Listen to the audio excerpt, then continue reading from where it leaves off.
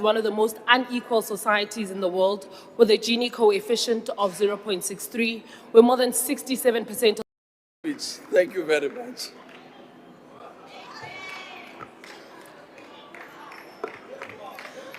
Honorable Speaker, members of the National Assembly, our traditional leaders in communities, Ondabezitha, fellow South Africans, and a special greetings to the youth of this country at the start of Youth Month. Today we gather to commemorate 30 years of the Constitution of the Republic of South Africa. I stand here today in respect of the blood, sweat, and tears of those who fought against apartheid so that every South African could enjoy human dignity, equality, and freedom, but also with the realization that the Constitution was a compromise. We are told our Constitution stands as one of the most progressive legal frameworks in the world, yet no country in the world copies it. Today, as young people, we are forced to ask an uncomfortable question. Has the promises of Constitution become the lived reality for the majority of Black South Africans?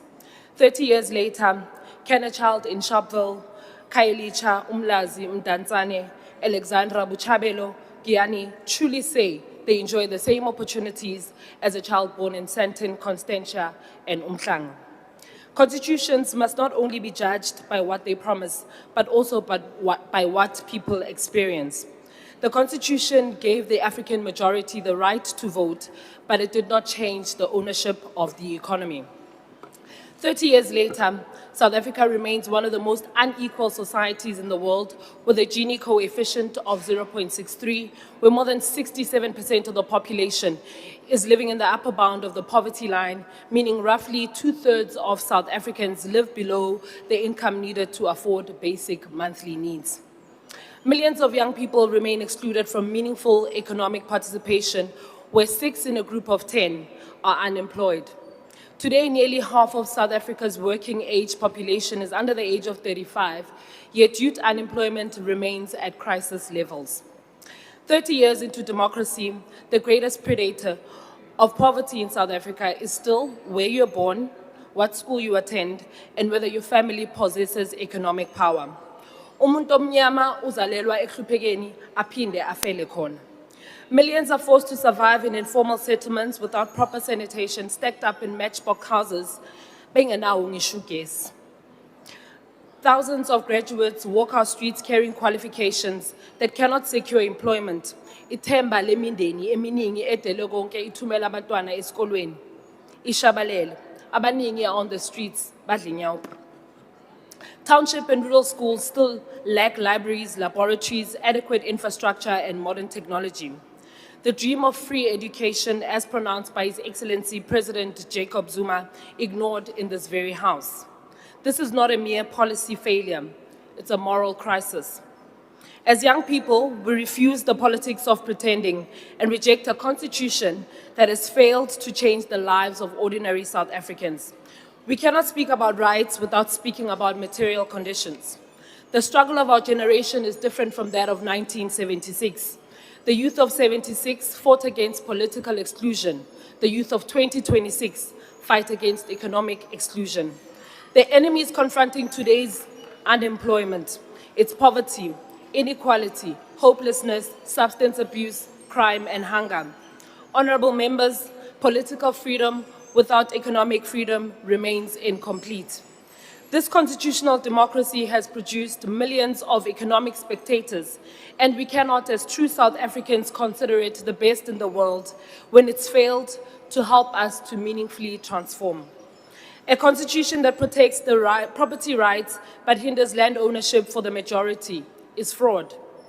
The Constitution protects those who benefited from apartheid but struggles to guarantee meaningful economic inclusion for those who were victims. This Constitution will inevitably face growing scrutiny from the poor and the marginalized. You know why? Because South Africans are not stupid. As a young South African who's in touch with reality, who's experienced and seen inequality, I stand here boldly today to say that the Constitution has failed to protect the rights of millions of Black South Africans who remain disadvantaged by virtue of their skin color. Honorable members, if we are honest about gathering in this House, honest to South Africans, As we commemorate 30 years of constitutional democracy, we must have the courage to discuss the limitations of the constitutional settlement itself. The MK Party rejects the notion that constitution is beyond criticism. No constitutional order should be immune to scrutiny.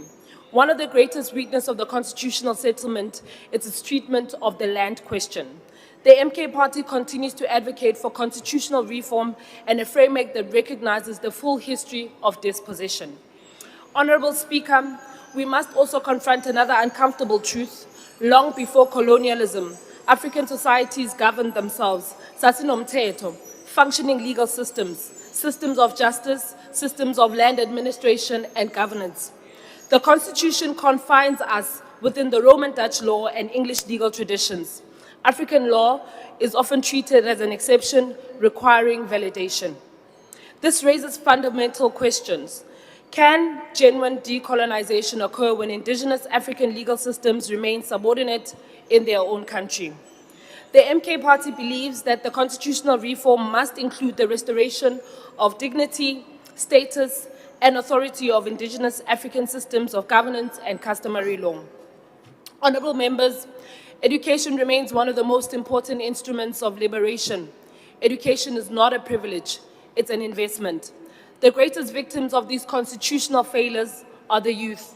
We need radical youth economic empowerment, not slogans, not revolving door employment opportunities that expire after 12 months, real economic participation. Government procurement must prioritize women and youth-owned businesses. Municipalities must become incubators for local entrepreneurship. The state must support industrialization and manufacturing so that South Africa produces more and imports less. Furthermore, we must rebuild township economies. Our townships cannot remain consumer zones only. They must become production zones. Spaza shops, salons, shoemakers, car washes, and chitanyamas must be kept as businesses for locals and must be supported through infrastructure, finance, and market access. Honorable members, if we're serious about serving the nation and living up to the so-called compromise document, we must start by declaring war on corruption, and that starts by addressing the issue of Ramadola. Every rand stolen from a public purse is stolen from a classroom, a clinic, a bursary, and a young person seeking work. Corruption is not merely a governance problem, it is a violence against the poor. Madam Speaker, this House must revisit how socio-economic rights are implemented. Rights cannot exist only on paper. Constitutions do not transform societies. Leadership, political courage, and economic justice does. The realities experienced in township streets, rural villages, informal settlements, and the working class communities tell us so. The generation of Tambo, Sisulu, Hani, President Zuma, and countless others gave us political democracy. The responsibility of our generation is to deliver economic justice. The MK Party will use Parliament as a tool to complete the work of transformation, and we will start by challenging parts of this very constitution. Ngoba nina so-called GNU senhlulekile, umkhonto uzosala uzenzela. Umkhonto weSizwe Party is here to challenge the status quo, and we will be a generation that restores the dignity of the poor, opens up opportunity to the youth, and bring back hope to our beautiful nation. The MK Party has brought on the fight for constitutional amendments. Section 25 will be amended. Black people will get their land back. Bathanda bangathandi. The black child will receive free quality education, law and order will be restored, and illegal immigrants will leave this country. Vote MK Party on the 4th of November 2026. Asidlalila. Gwaza Mkhonto. Thank you, Honorable Member. Honorable G. Breitenbach.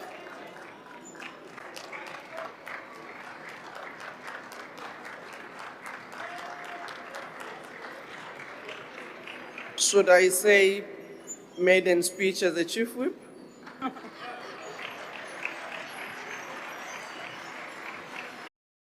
Similarly, to ensure that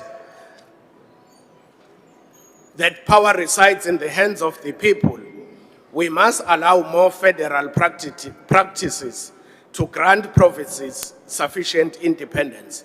Ultimately, it is our duty as legislators and South Africans to protect the integrity of our Constitution.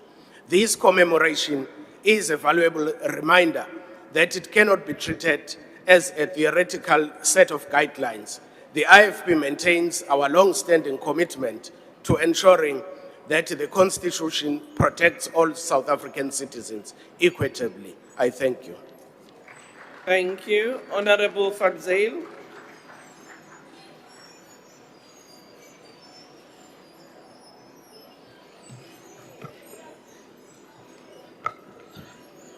Speaker, honorable members, South Africans, and allow me also to greet our incoming President of the Republic in 2029, President Mackenzie. Today, we mark a significant milestone in the history of our democracy, the 30th anniversary of the Constitution of the Republic of South Africa. 30 years ago, South Africa made a solemn commitment to itself that never again would South Africans be divided by oppression, denied dignity, or excluded from opportunities because of who they are. Our Constitution became the foundation of that promise, a promise of freedom, equality, justice, and human dignity for all. As the PA, we proudly recognize our Constitution as one of the greatest achievements of a democratic South Africa. It's more than a legal document. It's the agreement that binds us together as one nation, in despite of many languages, cultures, traditions, and backgrounds. It tells every South African, jy behoort hierso, masekend, ons is saam. But Speaker, I can't also just come here and celebrate the Constitution. I must also state facts. The Khoi and San, the First Nation, are still not in this Constitution. 30 years in Section 6 and does not name our languages. 30 years in Chapter 12 does not name our people. 30 years and we must be recognized by an act, but erased by a supreme law. 30 years and the fishermen don't have proper quotas. 30 years and gang violence in our communities are normal. 30 years and the SAKK are not integrated into the SANDF. 30 years and Afrikaans hip-hop are not being played on national radio stations. And 36 years ago, FV de Klerk under the apartheid government repealed the Race Classification Act of 1950. But this constitution classified us as part of the minority. No, Speaker, die feit van die saak is, ons as kleurling mense in die land het nie hier aangekom met skepe nie. Almal het ons hier kom kry in Suider-Afrika. Die is ons land, ons is die afstammelinge van die Khoi en San, maar nog steeds vandag, Speaker, die Constitution het ons geclassify as deel van die minority. Ons is nie die minority nie, ons is deel van die majority, ons is Africans in particular, net soos die rest van julle. So, vandag, Speaker, ek celebrate die Constitution, but equally, as ek nie happy met die Constitution, as ek kom by die sogenaamde kleurling in die lande nie. Ons bysa nie, dankie. Honorable Simulda.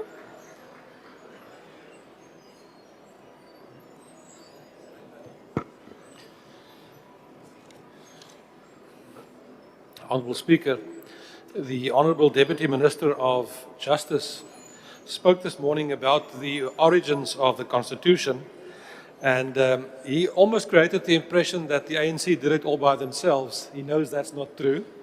It was a process. I was privileged to be a member of the Constituent Assembly between 1994 until 1996. I also served on the Negotiations Council, and I had the privilege to announce the agreement that was reached at the time with regard to Section 185, the Commission for the Promotion and Protection of the Rights of Cultural, Religious and Linguistic Communities. I think that was a very important commission, and the failure of that commission is part of the problem I think that we've got at the moment. The Constitution, this document, is supposed to enhance nation building, is supposed to enhance social cohesion, and the question that arises immediately is, if we have continuously to have one event after the other with regard to nation building and social cohesion, have we succeeded in doing so? Has the Constitution succeeded in bringing nation building and social cohesion? What is nation building? Nation building is the deliberate process of constructing a unified national identity, establish institutions that reflects common values to bridge divides and foster loyalty to the Constitution and the state. Have we succeeded in this? I listened this morning to some of the parties, and most of them clearly indicated that although they support the Constitution, there are things in the Constitution that they are not happy with, and that there are things in the Constitution that they would like to see changed. The question basically remains, is the Constitution homegrown? Is the current Constitution the product of what's in the hearts and the minds of the people it wants to serve? That is the test. That is the real challenge. And it's correct. The Constitution is a living document, and a living document can be amended from time to time, although I get the impression that some of the parties in the House wants to get rid of the Constitution altogether. I listened to what the Conference of the Left had to say over the weekend. I listened to what the honourable member of the EFF, and I see they have left now, have said about property rights, and very unhappy with the fact that we guarantee private property rights. Well, the last time I had a look, I saw the Commander-in-Chief of the EFF has got property of more than 35 million, so I don't understand when sometimes it suits them and sometimes it does not suit them. The EFF has also indicated that it's time for a second republic. They are wrong. We've already now, at the moment, we are in the third republic, and if you want a new republic, it will be the fourth republic. The question remains, is the Constitution the product of what's in the hearts and the minds of all South Africans? And I think the fact that we are struggling with social cohesion and nation building is because we do not necessarily accommodate the aspirations of all South Africans. What does that mean? It does not mean that we have to get rid of the Constitution, definitely not. But I honestly believe there are certain possibilities within the current Constitution that we have not really developed to the full extent, that we have not given content to, and I think once we do that, it will definitely assist in bringing social cohesion and make it stronger and get us to stronger nation building. We can do that. It's possible to achieve that in practice. At the moment, I'm concerned about the fact that there are certain court cases going on against some perpetrators, allegedly, of the past, but it's one-handed. You remember what the interim constitution said? There's a need for understanding and not vengeance. There's a need for reparation and not retaliation. There's a need for Ubuntu and victimization. Is that what's happening at the moment? Or are we experiencing the opposite of that? And I think that will be a problem. Thank you, Madam Speaker. Thank you, Honorable Inkosi Mwelo Nkonyane.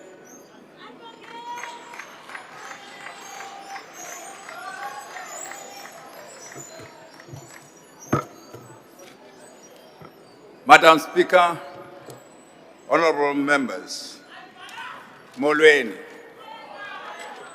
I rise to participate in this important debate for and on behalf of the African National Congress that was founded by our forebears on January 8, 1912, and mandated by them to take over the National Democratic Revolution, which they initiated as far back as the 16th century. As we gather to commemorate one of the most significant milestones in the history of our democratic republic, the adoption of the Constitution. The Constitution was not handed to us, it was earned through sacrifices. It emerged from the centuries of colonial dispossession and decades of apartheid oppression. It was forged through struggle, resistance, negotiation, and reconciliation.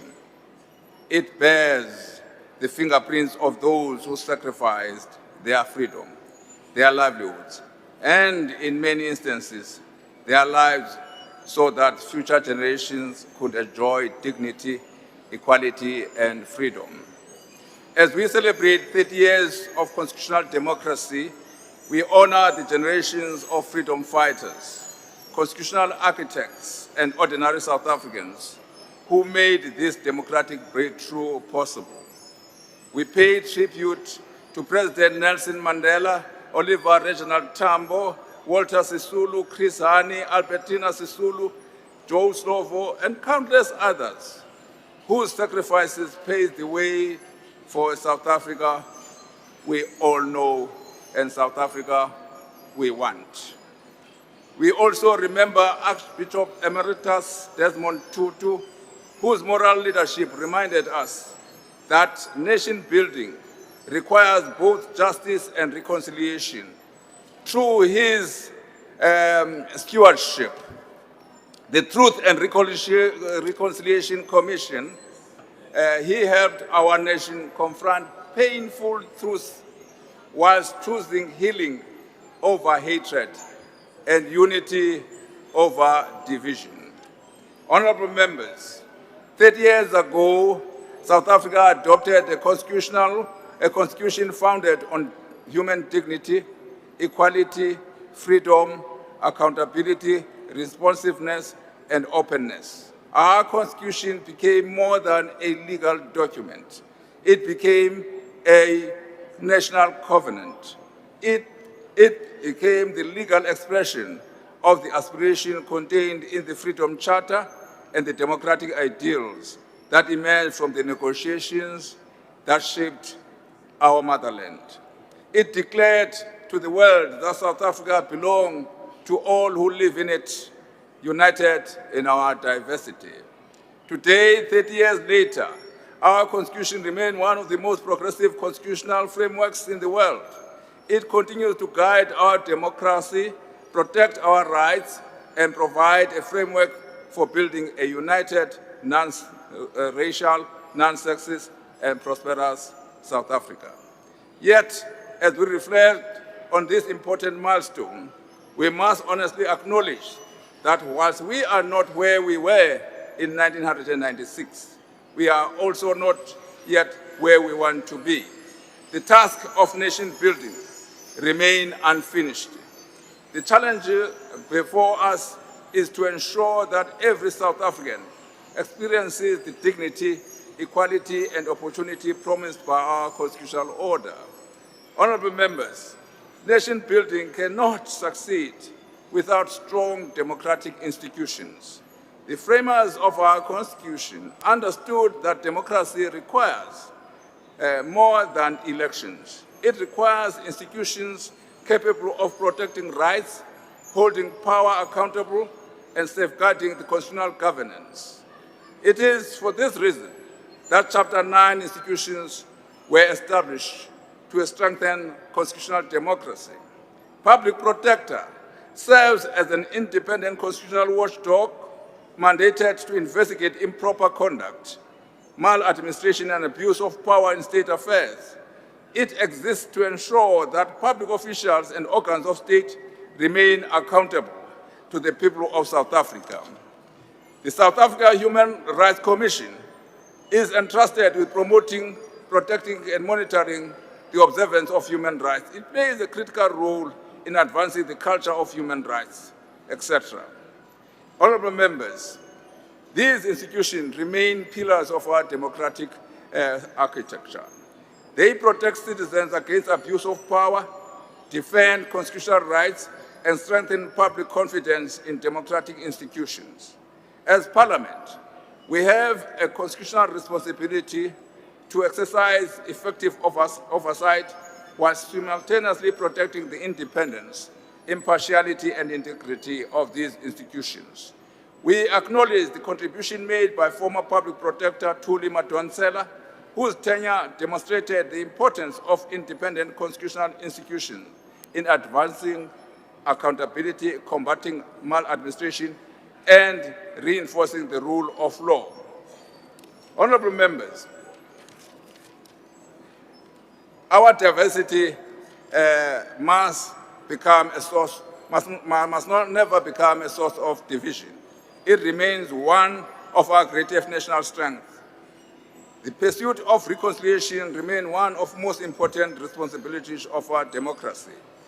Honorable members, a cohesive nation is one in which every citizen enjoys equal dignity, equal protection under law.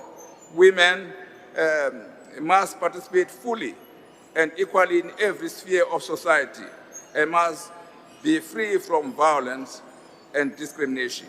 Young people must have access to education, employment opportunities, and pathways to economic participation. Persons with disabilities must enjoy meaningful inclusion in all aspects of social, economic, and political life. Members of LGBTQI communities must continue to enjoy the protections and freedoms guaranteed by our Constitution. A nation cannot achieve genuine cohesion whilst any society remain excluded. Before I leave, the Constitution clearly indicates and underscores that the ANC has always understood the constitutional democracy and traditional leadership are not contradictory. The Constitution itself recognizes the institution status and role of the traditional leadership because it recognizes that democracy is strengthened when it embraces both constitutional values and our rich African heritage. The history of African National Congress is deeply intertwined with the institution of traditional leadership. When the ANC was founded, traditional leaders were amongst those gathered to form this organization and support its vision.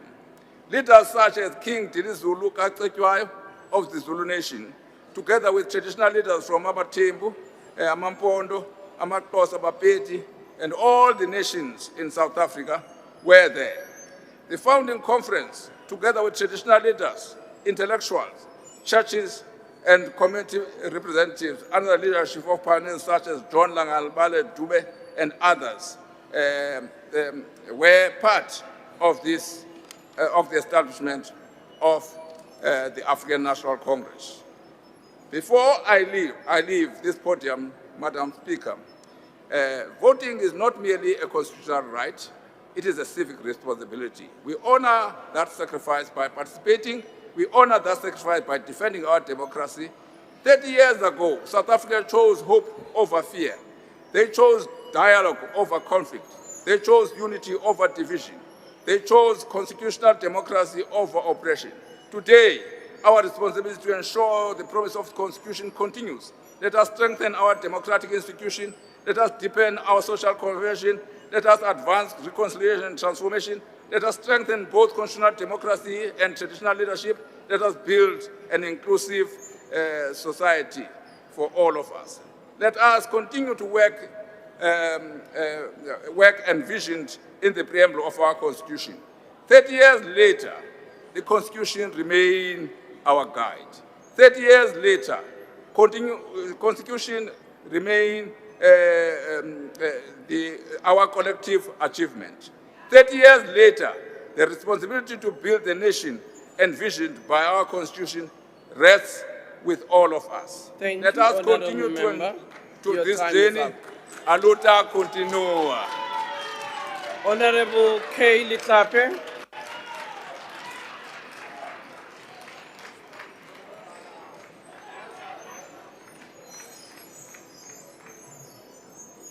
Thank you, Madam Speaker. The Constitution is a living document. It has been amended at least 16 times. We've been told that it is the best constitution in the world. But for ordinary citizens, it has not delivered on the promise. That does not mean there's something wrong with the Constitution.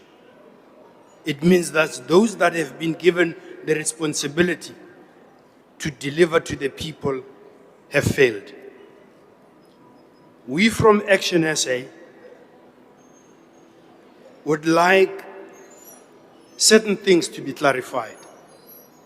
The preamble says South Africa belongs to all who live in it. We would like that to be clarified as referring to citizens. Because if South Africa belongs to the world, it'll make South Africa ungovernable, as we have seen. If South Africa belongs to the world, there's no need to police your borders, as we have seen. So we would want it clarified that it belongs to citizens. If you read the preamble further, it mentions citizens twice. Every citizen is equally protected by the law. Equality of life for all citizens. So there is an emphasis on citizens even in the preamble. So you need clarification so that it is not subject to interpretation. The second part of the Constitution that we would like amended refers to Section 26.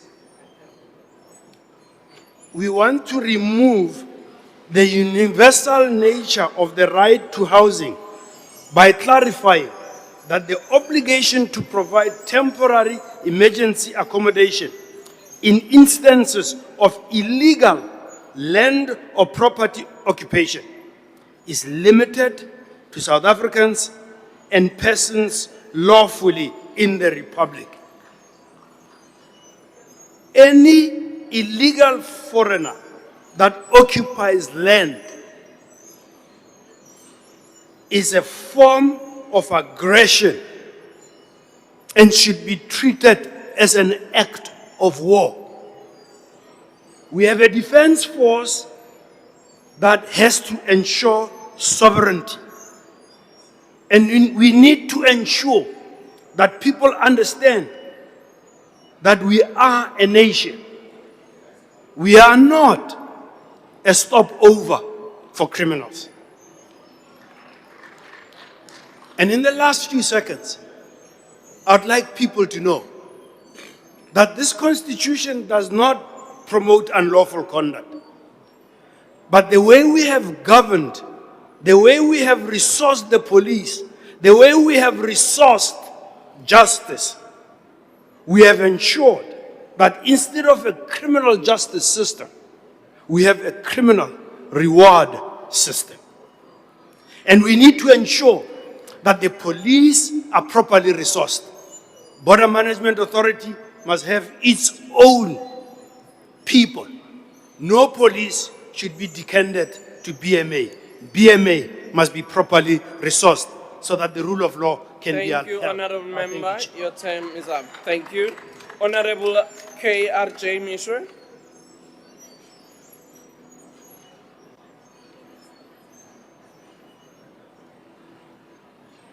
Honorable Speaker, today we mark 30 years since the adoption of our Constitution that promises dignity, equality, and security for every South African and extends its Bill of Rights to everyone within our republic, and this includes foreign nationals. Sadly, today's commemoration takes place in the wake of deadly anti-migrant protests that have caused concerned African countries such as Ghana and Malawi to arrange for the repatriation of their citizens. On Friday, the 29th of May, 3 people, 2 Mozambicans and a South African teenager by the name of Ntlamulo Sambo, were killed in Mossel Bay after these violence, xenophobic violence erupted in KwaNongaba, leaving 55 shacks torched and hundreds of people displaced. We are grateful that the police, assisted by fire services and disaster management teams, were able to contain the mayhem. The tragedy of the murder of 18-year-old Ntlamulo is that he was suspected of being a foreigner when in fact he is a South African. This young man belonged to the Tsonga tribe from Limpopo, whose people generally have a darker skin color than mine, and it was this that made his attackers think he was a foreigner and targeted him. Speaker, when people see me standing next to Honorable Ghana Makashule, who has a darker skin color than mine, they might think and conclude that he's a foreign national. But to attack or harm Honorable Ghana just because of his skin's darker tone would be unthinkable. Order, Honorable Mishra. Can you take a seat? Honorable Douglas, what's the point of order? Honorable Speaker, I rise in Rule 85. Members may not deliberately mislead the House. There was just a press conference by the police saying that it was not related to xenophobia, that the person is a local person in South Africa. So we need to rectify the record live before the Honourable people member. so that it doesn't come out wrong. There was the police has clarified this matter and we need to get the right results out. Thank you. Order, Honorable member. Allow me to actually reflect on that matter and then give a ruling to the House. Thank you. Honorable Reddy, what's the point of order? Honorable Speaker, the member on the podium is body shaming Honorable Ghana. No, Honorable member. That's not a point of order. Honorable Ghana is comfortable with that. He's Honourable- not saying anything. Order, Honorable Mishra. Honorable Mishra, allow the Speaker to rule. Don't make a ruling on your own. Honorable Letika. Thank you, Honorable Speaker. I would like to check if Honorable can take a question because this issue of darker colors Order, Honorable member. cannot be Order, offending this Honorable House. Letika. Honorable Mishra, can you take a question? Awa. Okay, thank you. Honorable members, when you want to ask a member to take a question, please allow the Speaker to rule. Don't continue to ask your question. Thank you. Honorable Minister, thank you. Honorable, I'm shall like that continue. here. Discrimination on the basis of one's skin color is wrong and has no place in our new democracy. The ACDP strongly condemns these illegal, hate-fueled attacks. We extend our deepest condolences to the family of Mr. Sambo and to all those who have lost their loved ones as a result of this uprising. For those who were injured, we also pray for their speedy recovery and healing. The ACDP calls on all peace-loving South Africans to love, respect, and protect innocent foreign nationals who live among us, particularly those who are legally in the country. Speaker, as we commemorate the freedoms we enjoy as a result of our Constitution, let us not lose the spirit of Ubuntu and moral fortitude that carried us through many unsettling years of transition towards the constitutional democracy we enjoy, a miracle that garnered South Africa the awe and respect of countries across the globe. Thank you, Honorable Member. Your time is up. Thank you. Honorable Mitupi.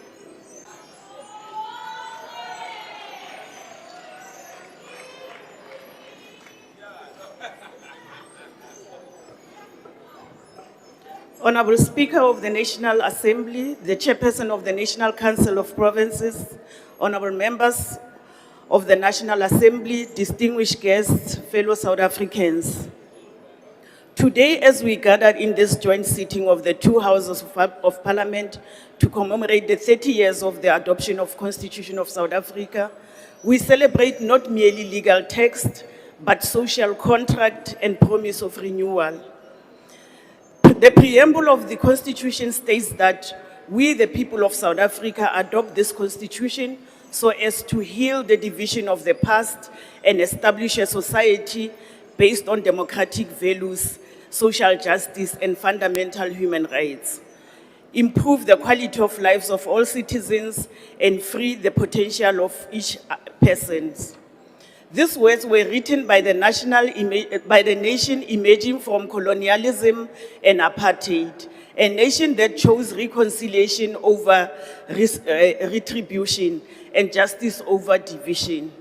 As former President Nelson Mandela stated, for to be free is not merely to cast off one's chains, but to live in a way that respects and enhances the freedom of others. 30 years ago, we were not one nation. We were two South Africans separated by law, by skin, by fences, and by fear.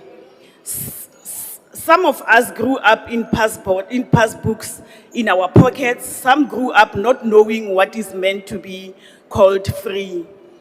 Some grew up in homes without electricity, without water, without hope that tomorrow would be different. On the 8th of May 1996, our Constitution was adopted as the supreme law of the Republic. The Constitution was not only a product of negotiations process, but a product of blood and tears of those who came before us. Written by a generation that chose to sit at the same table instead of holding guns to each other.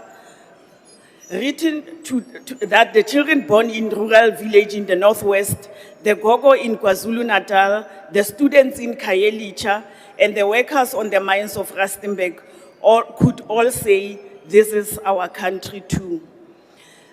The preamble begins with three simple words: we the people, not we the powerful, not we the few, we the people. The one who were told we did not belong. The one whose grandfathers were not allowed to own land.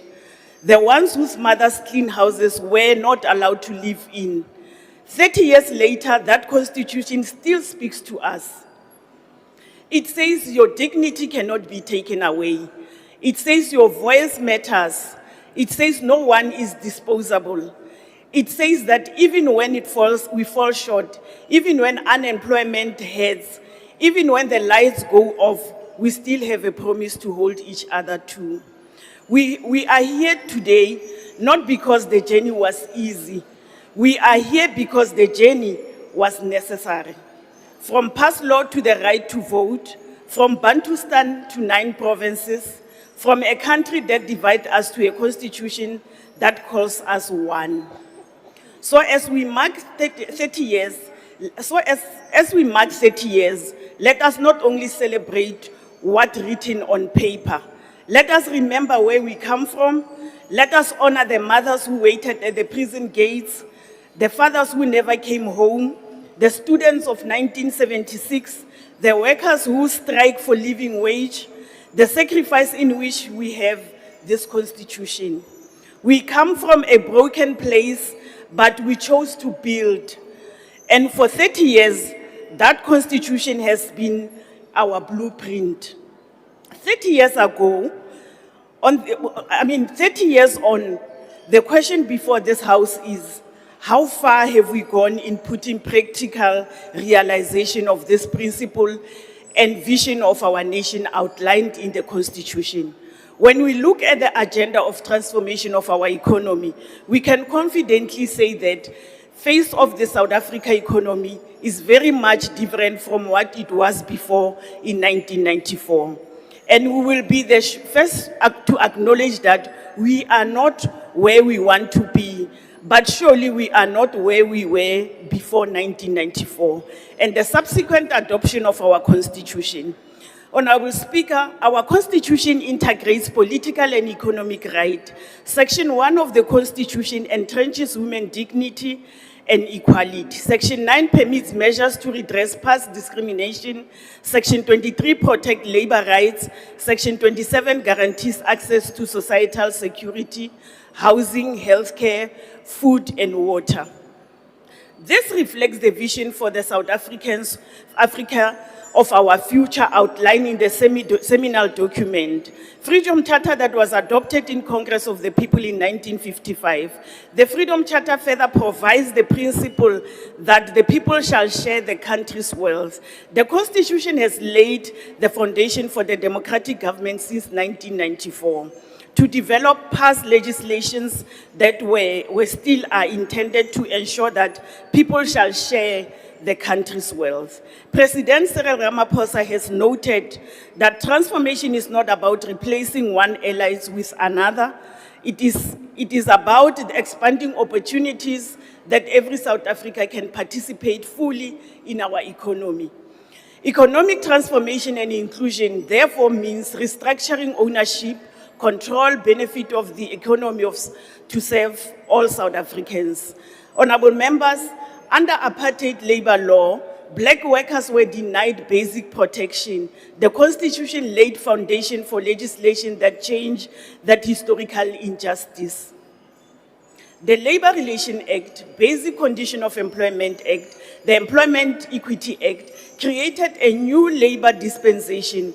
Workers gained the right to organize, to bargain collectively and strike.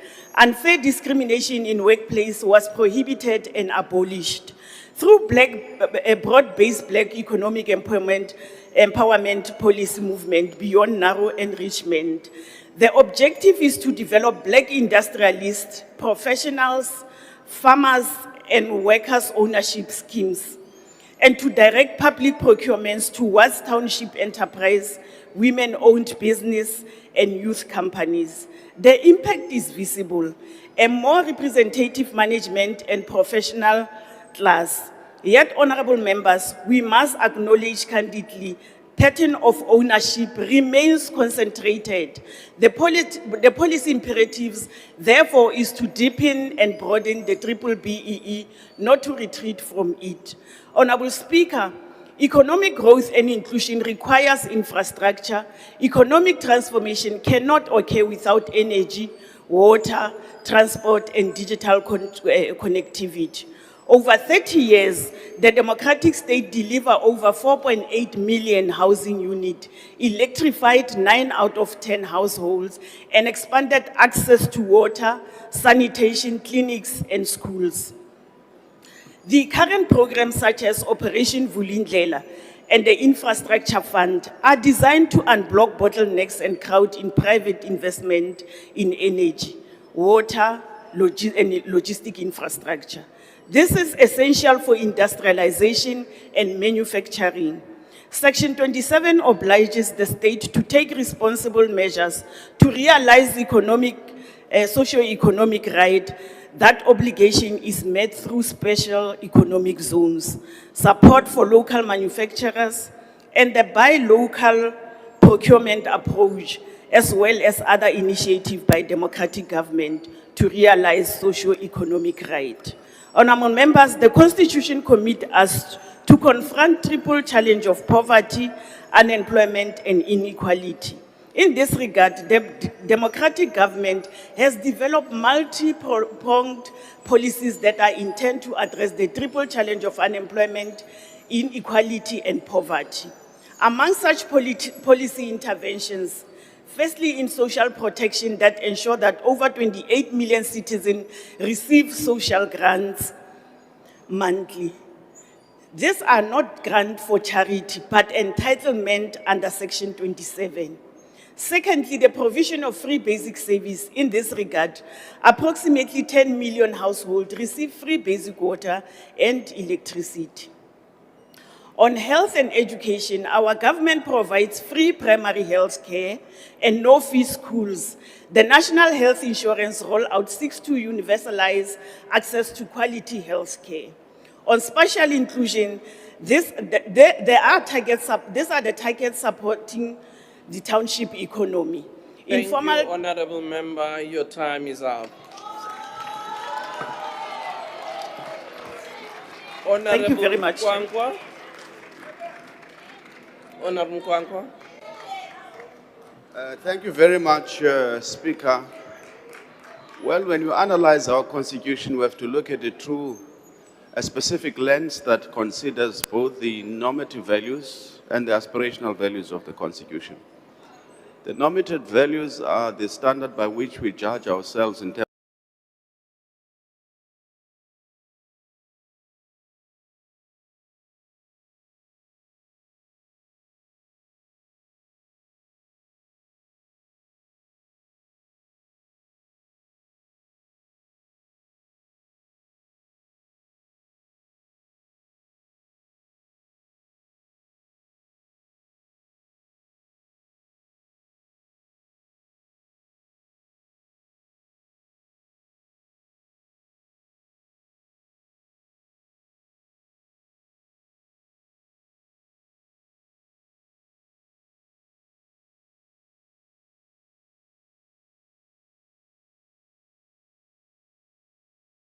position for this entire time to come here and recite statistics about how many houses have been built, how many hospitals have been built. Yes, we acknowledge that as progress, but doing so from the perspective of the UDM would be equivalent to us enjoying the sunshine of a dawn we didn't create.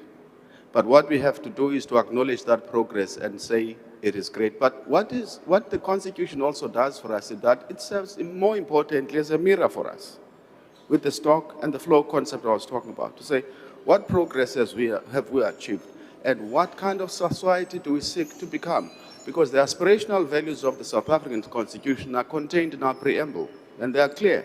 Issues of social justice, some taken from Tate Mandashe's Freedom Charter and the ANC Great, which are great values, and are values that determine the kind of South Africa we seek to become. And that journey has been made since 1994 to date, 1996 when we first adopted the Constitution to date, and we must acknowledge that progress has been made.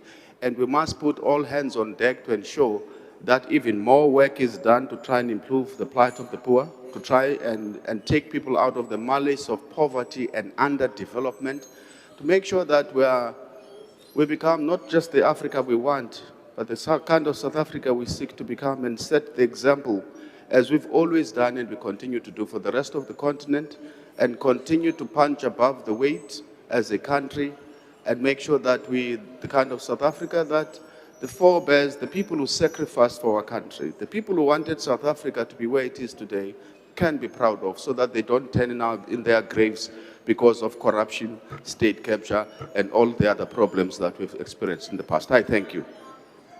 Thank you very much. Honorable members, I've noted that the lights have dimmed. It's not 10 of the lights, but we will try and make sure that we fix those lights. Honorable member, what's the point of order? Honorable Speaker, it's not a point of order, it's just a caution. The heaters have actually gone down, the air conditioners, with the lights together. Thank you very much. That will be attended to. Thank you so much. I just want to make a ruling on the matter that was raised by Honorable Douglas when Honorable Mishwe was presenting his intervention. And it is true that the South African Police Service did say, from their own information, is that the matter of Nhlamulo was a criminal matter. It is alleged that the young man may have been involved in a house robbery. However, his family denied that and maintained it was an act of xenophobia.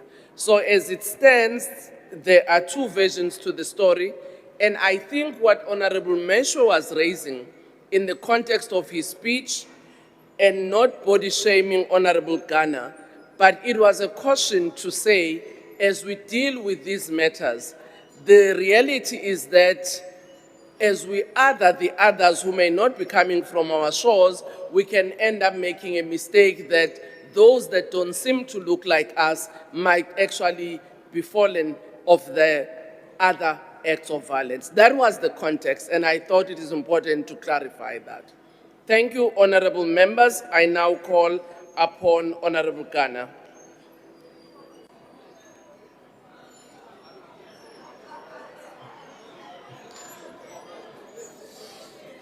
There's a lot to celebrate that has been achieved under our constitution, but we can all agree that more still needs to be done. 30 years ago, I was 12 years in the village of Lifara. The first half of 1996 was a celebratory time for our country. Bafana Bafana had just become the African champions. And for those ones who are young at heart like me, will remember the Bafana Bafana game that we played against Brazil at the FNB Stadium in 1996. And then the Constitution was passed. I want to, on behalf of Rise Mzansi, first wish Bafana Bafana well for the 2026 FIFA World Cup in the USA, Mexico, and Canada. Like many others, our Constitution shaped the trajectory of my life. It provided for rights, freedoms, and principles which form the foundation of the South Africa we want to live in, one that is based on equality, dignity, and freedom for all. For me, it has opened doors that will otherwise have been sealed shut for the generations that came before me.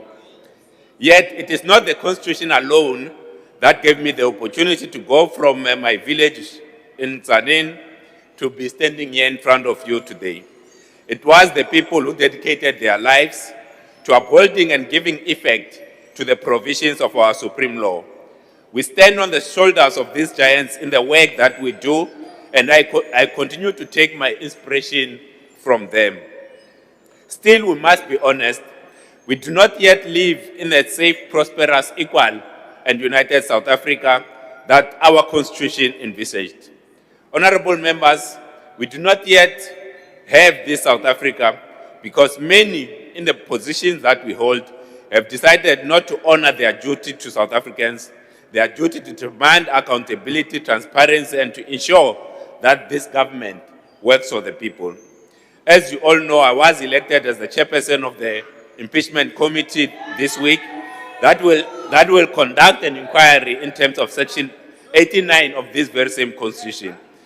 Our committee's first task is, our committee is the first of its kind in South Africa, and its very formation is a victory for this Constitution. And all of us who have dedicated our lives to upholding the principles of the Constitution. The Constitution is not mere words on paper. It is a promise of a better South Africa and a commitment by every public representative to make it so. The South Africa that we dreamed of in 1994 and captured by the Constitution of 1996 is still within reach. Thank you. Honorable du Plessis.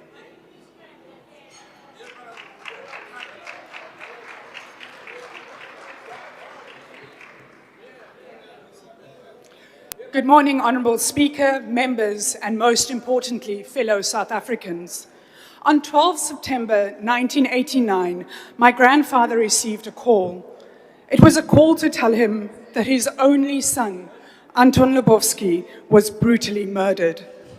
Like so many freedom fighters, my uncle's life was cut short by a callous state that saw themselves as judge, jury, and executioner. As a human rights lawyer, he defended the Uppington 26, which further placed him in the crosshairs of the cold-hearted National Party. His assassination was a culmination of years for fighting for the rule of law, being the voice of the vulnerable, and fearlessly defending equality regardless of the characteristics of birth. And like so many brave activists shaped by the injustices of the time, he was imprisoned and killed without any consideration of human rights or the rule of law. Anton Lubowski, like so many, did not die so that we can simply possess a constitution. He died so that we could live by it.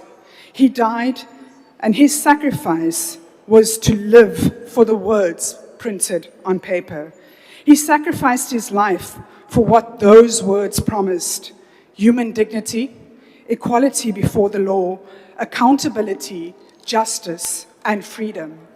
Yet, today, as we celebrate 30 years of a document forged in sacrifice, we need to remember that the Constitution is not a monument to our struggle. It is the unfinished work of our struggle. The struggle against apartheid was never simply about changing a government. It was about ending the abuse of power. It was about ensuring that no South African would ever again be denied dignity, justice, or equality before the law. These promises were written into our Constitution 30 years ago, but every unresolved Truth and Reconciliation Commission case, every delayed prosecution, every family still waiting for answers remind us that constitutional democracy is not self-executing. When families wait 40 years for justice, this is not merely a failure of prosecution, it is a failure of constitutional governance. Section 9 promises equality before the law. Section 10 guarantees human dignity. Section 34 guarantees access to courts. Section 179 requires prosecuting authorities to act without fear, favor, or prejudice. When these promises remain unfulfilled for victims of apartheid crimes, we must ask ourselves whether we have even started our journey to constitutional democracy. Successive callous governments led by the ANC failed to pursue hundreds of cases referred to state prosecutors by the TRC. Families of Amit Timol and Anton Lubowski still face stalled prosecutions and ongoing legal battles against alleged political interference. More than 40 years later, the families of the Cradock Four are still desperately fighting for justice against whispers of political games. The families of Matthew Gonwe, Ford Kalata, and Sparrow Makoto are still pursuing justice more than 40 years later, frustrated by missing dockets and decades of delayed decisions. There are thousands more names. Honorable members, we often hear from our people that the Constitution doesn't work for them. We hear calls for the Constitution to be amended, but the fact is that the Constitution is a well-crafted document. But like so many South African laws, the problem does not lie with the document, but in the implementation. If the ANC government had spent the last 30 years properly implementing the laws and plans that have been crafted in the democratic South Africa, we would be in a far better place as a country.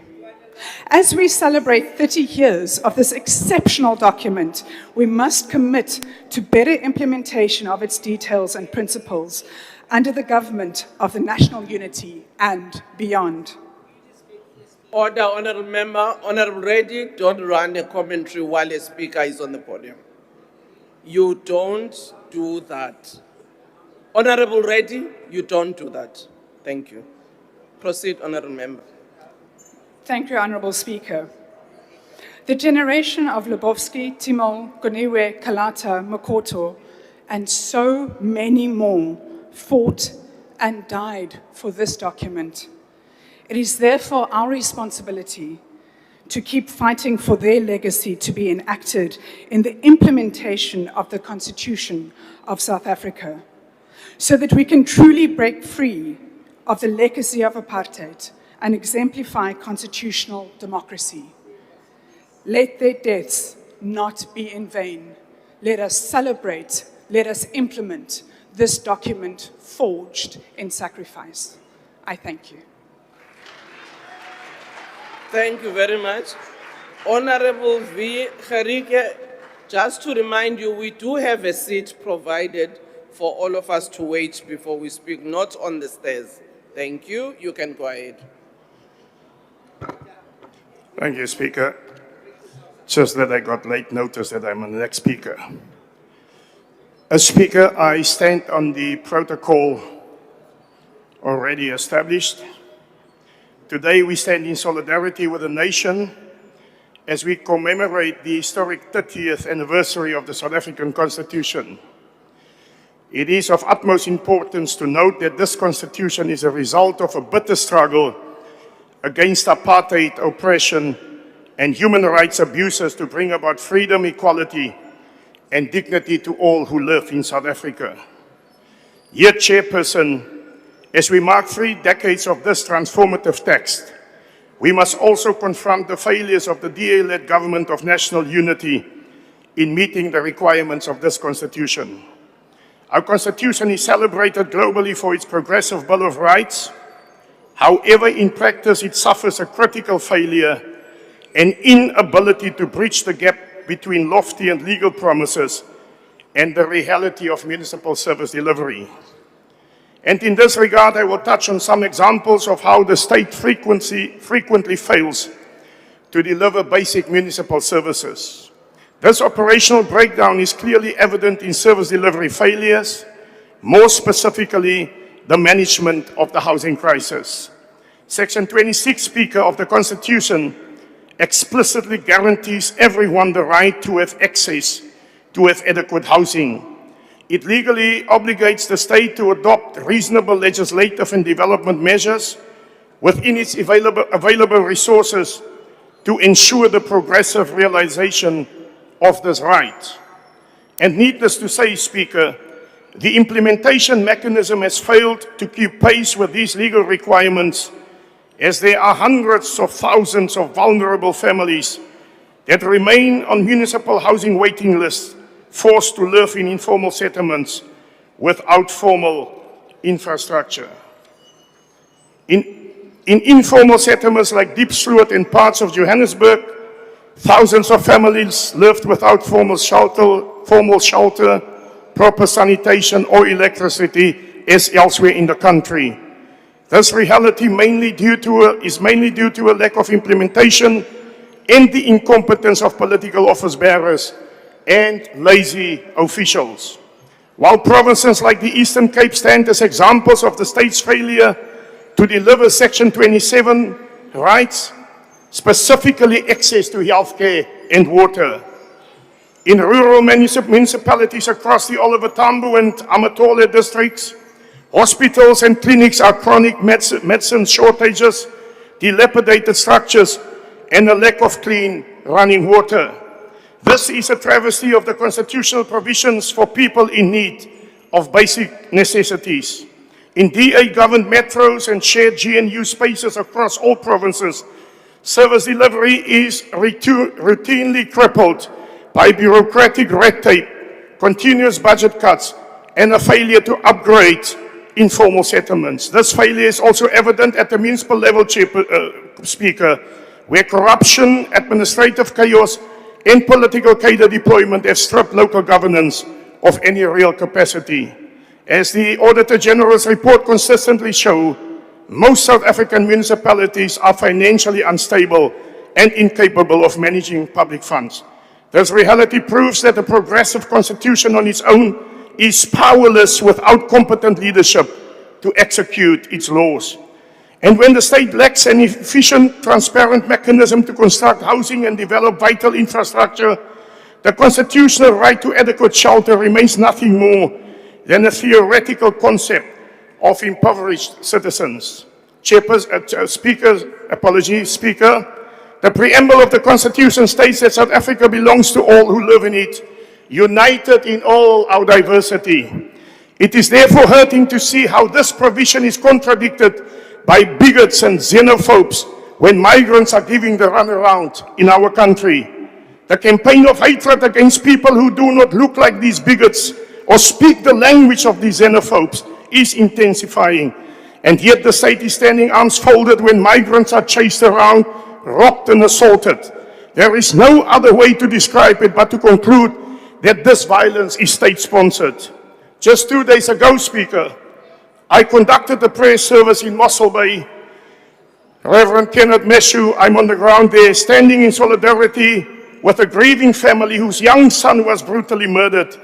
This innocent child was stolen from his family by bigots who targeted him simply because he spoke Kichonga, mistakenly labeling him as a foreigner. This heartbreaking tragedy, fueled by prejudice, stands in direct and violent defiance of everything our Constitution stands for. The right to safety and security is enshrined in the Constitution. The work of the police is cut out for them in Section 205 of the Constitution. They must prevent, combat and investigate crime and maintain public order. They must protect and secure inhabitants of the Republic and their property. For when a young child is murdered on public streets due to linguistic profiling and perceived nationality, it signals a profound collapse in the state's primary security mechanism.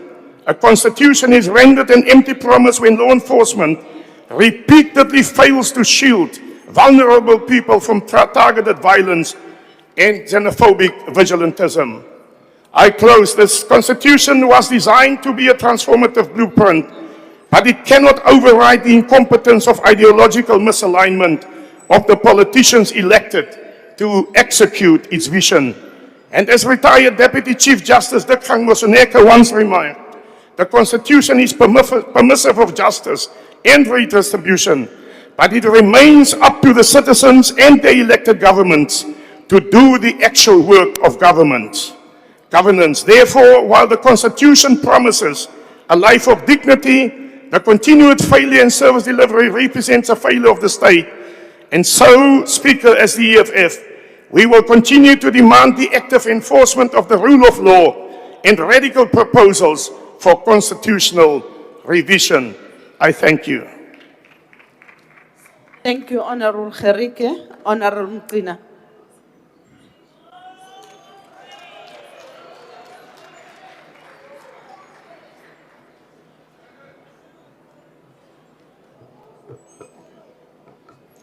House Chairperson, Ministers and Deputy Ministers, honorable members, fellow South Africans. The anniversary of the Constitution of the Republic of South Africa marks a pivotal moment in the history of our nation. It presents us with an opportunity to reflect honestly on the journey we have traveled since the dismantling of apartheid and the birth of our democratic order. I must say, this has not been an easy journey. It has been marked by both significant progress and undeniable setbacks. Yet, despite the many challenges that we continue to confront, we remain deeply appreciative of democratic gains we have achieved together as people of South Africa. Most importantly, we remain firmly committed to fully realizing the vision embodied in our Constitution, a nation founded on a human dignity, equality, freedom, and justice for all. Honorable members, for the past 30 years, this democratic government has worked tirelessly to advance and protect the fundamental human rights and freedoms enriched in our Constitution. These include freedom of expression, freedom of association, freedom of religion, and rights of every citizen to participate freely in the democratic processes of our country. In keeping with the clarion call of Freedom Charter that says, I quote, "The people shall govern," close quote.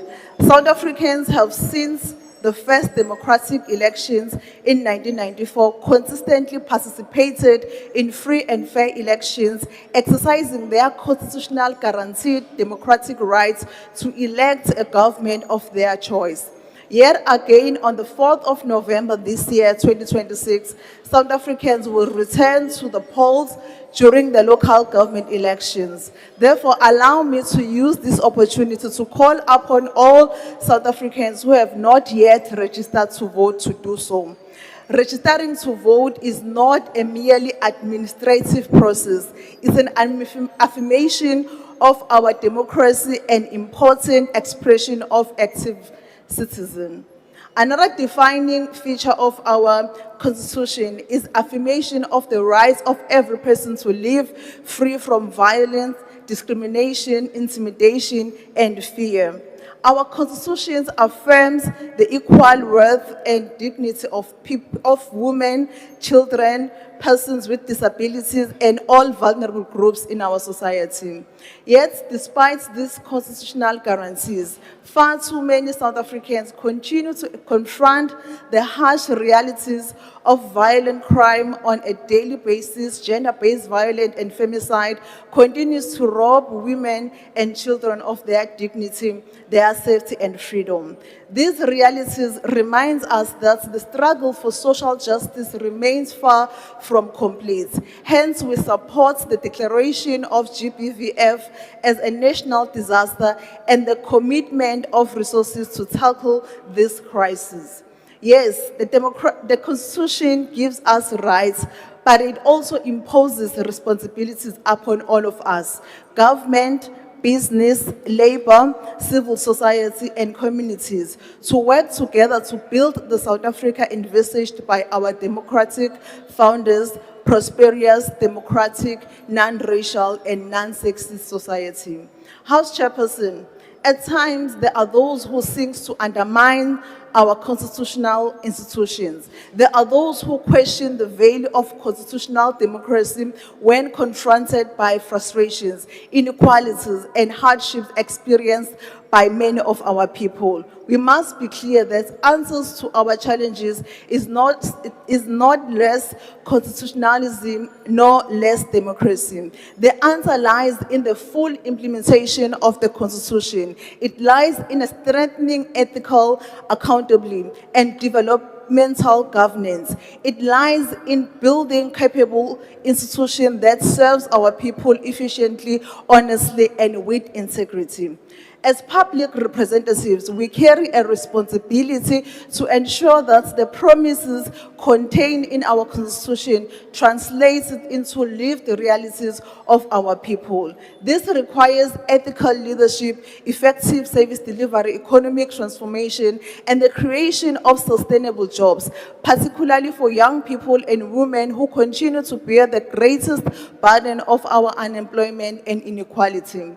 Honorable members, the Constitution requires us to advance substantively equality, recognizes that equality cannot merely exist in law while millions remain excluded from meaningful economic participation.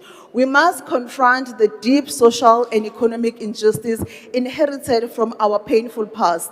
The transformation of our economy and the meaningful participation of historical disadvantaged South Africans in the mainstream of our economy can no longer be delayed. It is within this context that government continues to advance inclusive economic participation through programs such as Artisanal and Small-Scale Mining Fund, Junior Mining Exploration Fund, and the Social Labor Plan programs. These interventions are aimed at ensuring that benefits of our country's minerals wealth are shared equitably, and the mining communities themselves becomes meaningful beneficiaries of the economic development. As we move forward, we must ensure that young people of South Africa continues to see democracy as a vehicle for dignity and progress. This is important because ultimate success of our constitutional democracy will not be measured only by the strength of our laws or the resilience of our institution. It will also be measured by whether every South African experiences dignity, safety, equality, and opportunity in their daily lives. As we commemorate 30 years of the Constitution, let us recommit ourselves to values upon which our democracy was founded. Let us continue working together to build a united, non-racial, non-sexist democratic and prosperous South Africa. Let us defend and uphold the Constitution not only through words, but through our unwavering commitments to serve the people of South Africa with integrity, humility, and dedication. Thank you.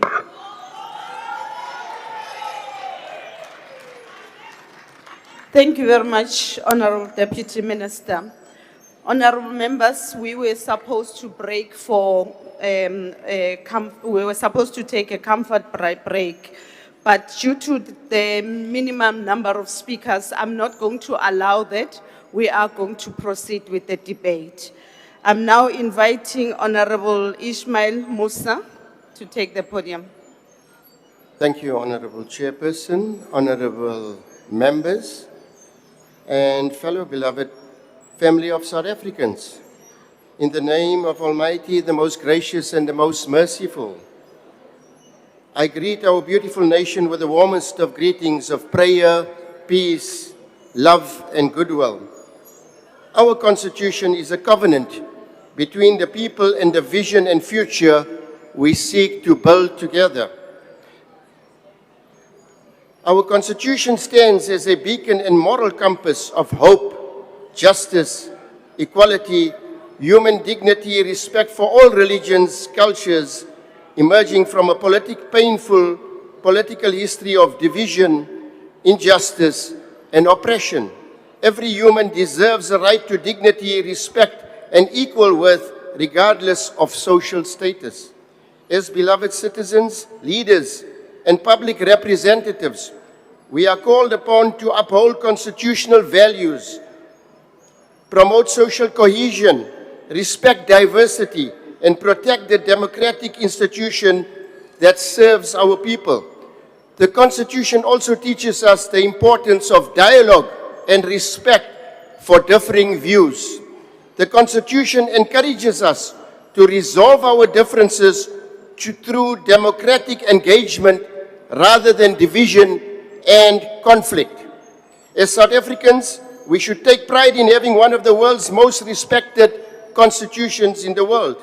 It stands as a beacon of hope, demonstrating how a nation can overcome the past and build a future founded on justice, truth, reconciliation, and human dignity. The values of our Constitution dictate equality before the law, human dignity, respect, freedom of justice, unity in diversity. Let us serve, take on our responsibilities seriously with courage, pride, and common vision of unity, respecting and protecting the safety of human life. I thank you. Balibongwe.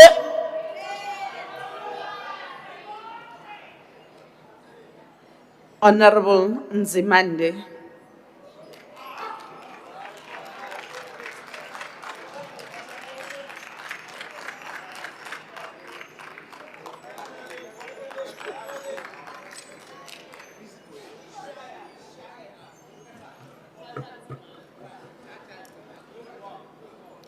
I'm standing on established protocol on behalf of Umkhonto weSizwe.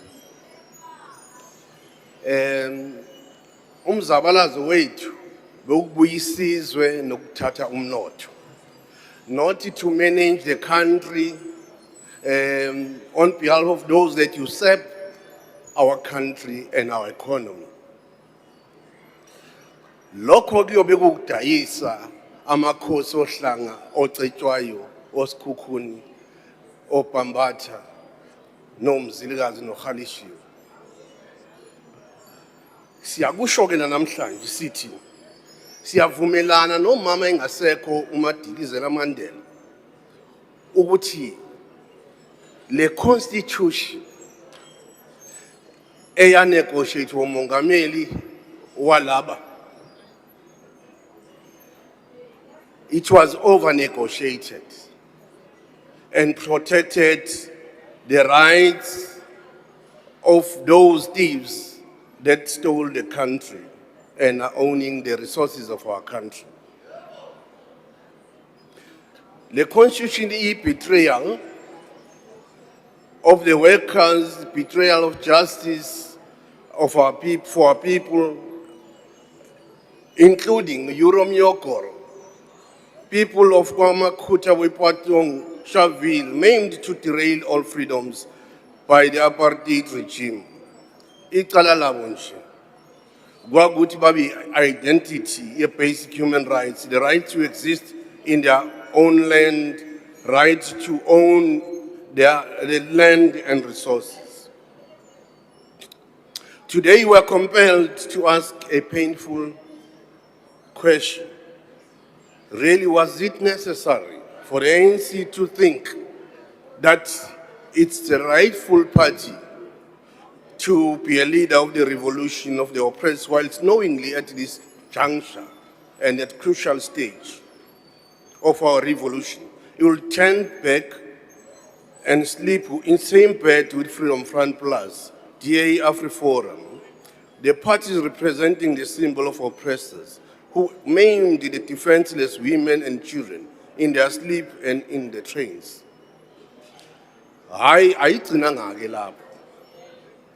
It gave them place to build a university to preserve the language of the oppressors at Pretoria and here in Western Cape.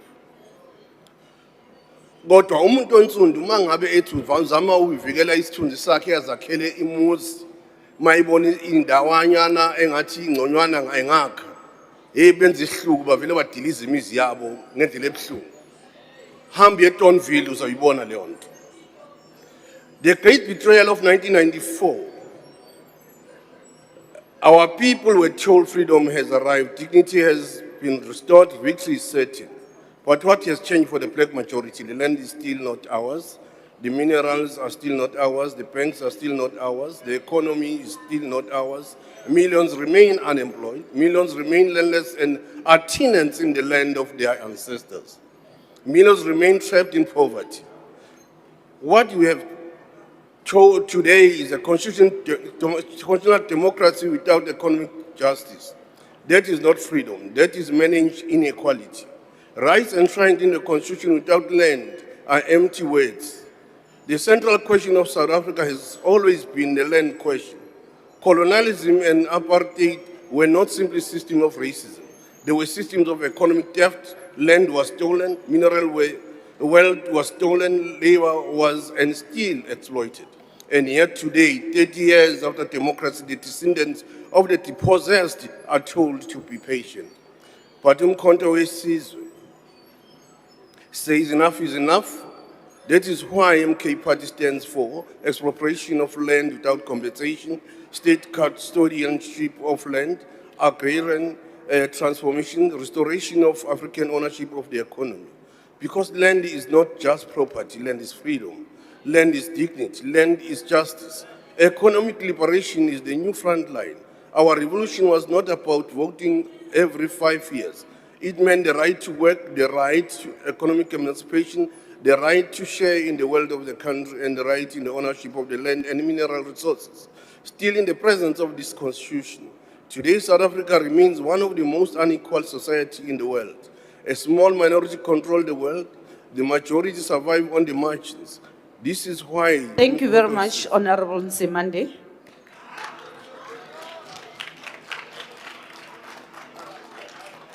Honorable Farmer.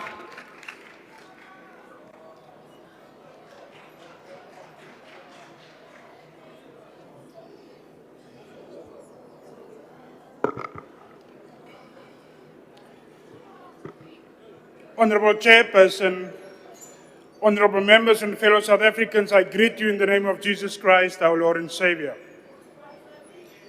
Today we gather to reflect on a document that forms the bedrock of our democracy, the Constitution of the Republic of South Africa. Often praised as one of the most progressive in the world, it champions human dignity, equality, and freedom. Its preamble declares that South Africa belongs to all who live in it.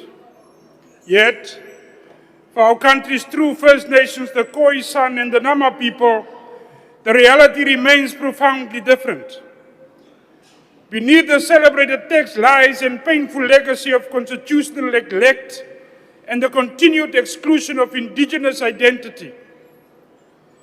Consider the fundamental right to be recognized. While our Constitution officially recognizes 11 languages, it notably omits Khoisan languages for this list. When the Founding Fathers sat down to negotiate the new South Africa, the dialogue centered primarily on redressing the conflicts between the major racial groups, Africans, whites, Indians, and coloreds. In doing so, the state institutionalized broad racial categories that lumped indigenous First Nations into the legacy of apartheid labels. By not granting indigenous languages official status or systematically acknowledging their ancestral sovereignty, the Constitution risks erasing a deeply rooted cultural heritage. The most tangible and devastating impact of this exclusion lies in land rights. Our Constitution is bound by the Property Clause, Section 25, which protects existing property rights while attempting to facilitate land restitution. Let us honor the whole of our history, not just the parts that came after colonial contact.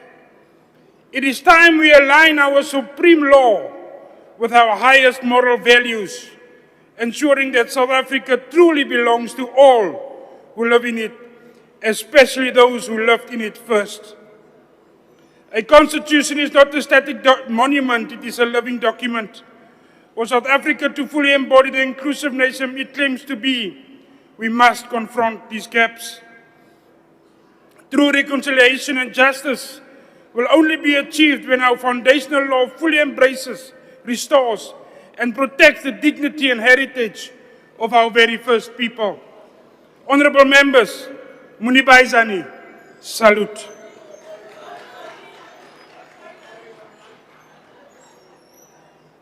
Honorable Govender.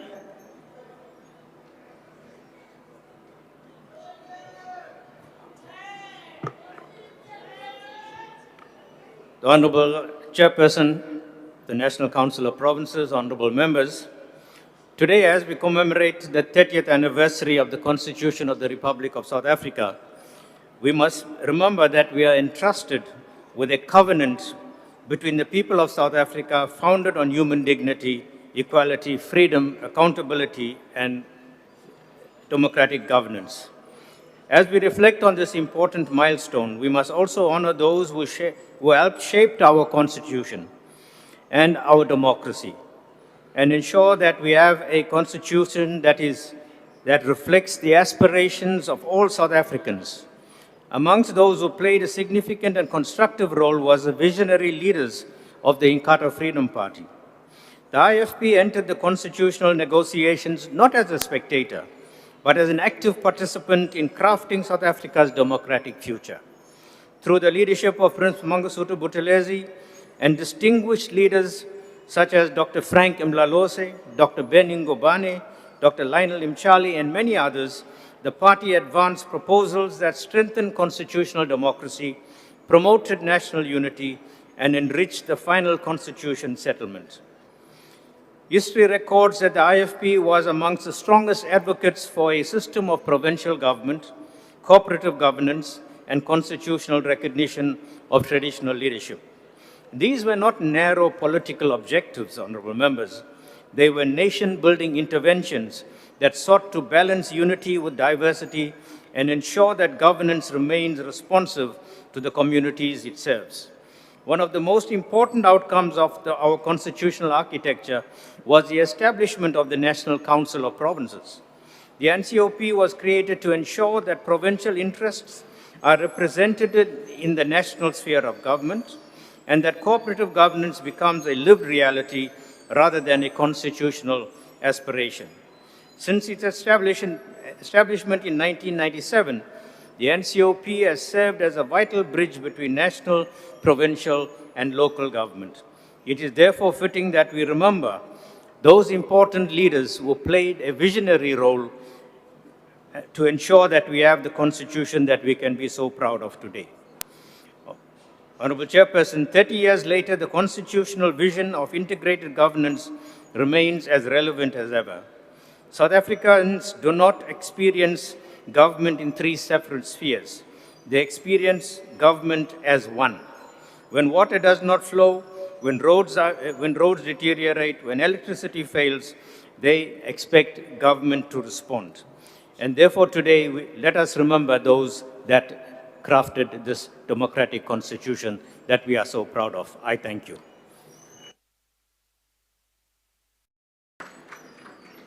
Honorable Peter.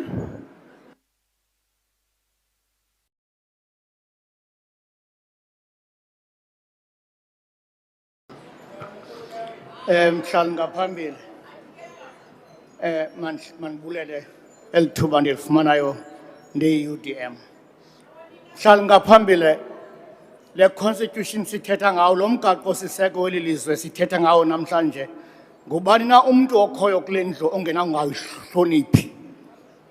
Phambi uba kufike lo mgaqo siseko babephi abanye abantu abakule ndlu namhlanje? Babulewe abantu phambi uba kubekho lo mgaqo siseko. Ityala lomntu yayilibala lakhe, ubulawe libala eli lakho. Asikwazi ungawuhloniphi lo mgaqo siseko. Kodwa sinawukwazi ukuwubhiyozela. Ngoba i-institution ekusuppose uba zisebenza ngomgaqo siseko ziyasabothajwa. Umgaqo siseko mhlali ngaphambili siyawuhlonipha wona. Mhlali ngaphambili asikwazi ukubhiyozela lo mgaqo siseko weli lizwe noxa siwuhlonipha nje. Babe abantu bethu beyimigodi bebethwa linqele likakhesekile. balambile abantu mhlali ngaphambili bazawubhiyoza njani umgaqo seko usabotashwa kwangurhulumente lo ulawulayo. Lo mgaqo seko usapota aba basemandleni hayi aba bantu bampofu. Mhlali ngaphambili singaba bantu belilizwe singakwazi njani ukubhiyozela lo mgaqo seko babe abantu beyimigodi ukuya emangcwabeni bengenelwa ezindlini bebulawa bengakhuselekanga bazawuthini ukubhiyozela lo mgaqo seko.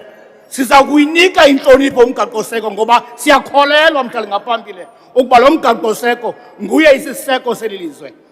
Asikwazi ke ukubhiyozela lo mgaqo seko kube ezibhedlela abantu babulawela belele emahodini ngoba izibhedlela azikhuselekanga. Sawukhusela njani lo mgaqo seko siwubhiyozele? Ezikolweni ootitshala bayabulawa mhlali ngaphambili. Sawubhiyozela njani lo mgaqo seko? Batitsha abantwana bethu besoyika umgaqo seko ukhona liphepha mhlali ngaphambili. Bapha abantu abakhusela lo mgaqo seko. Mhlali ngaphambili lo mgaqo seko siyawuhlonipha siyatsho sileli lizwe. Kodwa si-UDM sithi mhlali ngaphambili asinawukwazi siwubhiyozele singenagutya esiswini. Kungekho misebenzi, abantu belambile, abantu bebulawa, abantu bengenelwa zi-extortion, urhulumente usonge izandla. Umgaqo seko ukhona wona.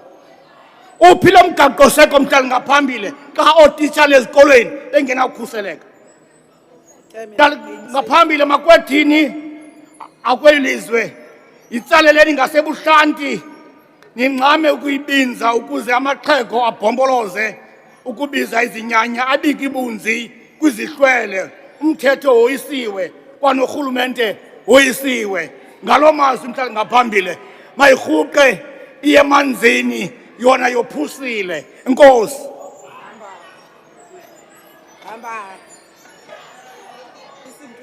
Honorable Briet.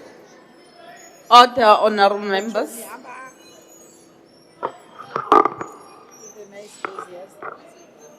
Dankie, huisvoorsitter. The ignorance of one voter in a democracy impairs the security of all. These are the words of John F. Kennedy. One voter, just one voter can make the difference between constitutional rights that are protected and rights that are ignored.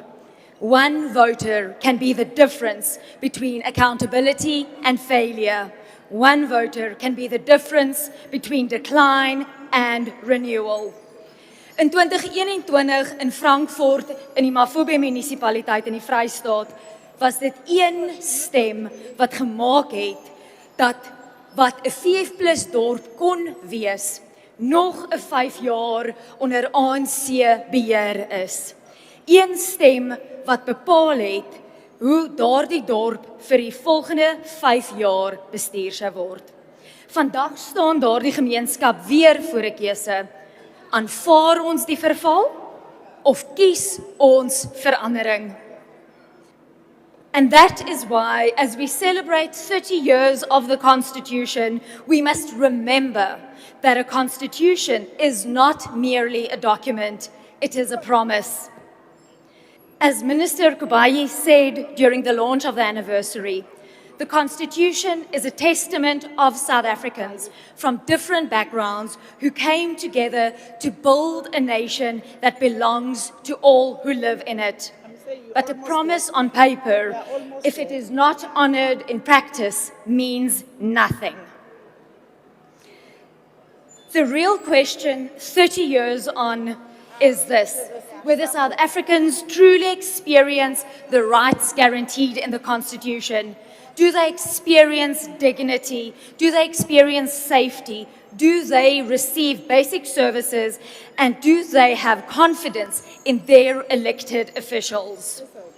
It is our time. It is our time to insist on constitutional rights that are lived realities. Dit is ons tyd om te besluit wat met ons dorpe en ons stede gebeur. Dit is ons tyd om verval te stop en verantwoordbaarheid te eis. Dit is ons tyd om die mense te kies wat werklik ons gemeenskappe eerste stil stel.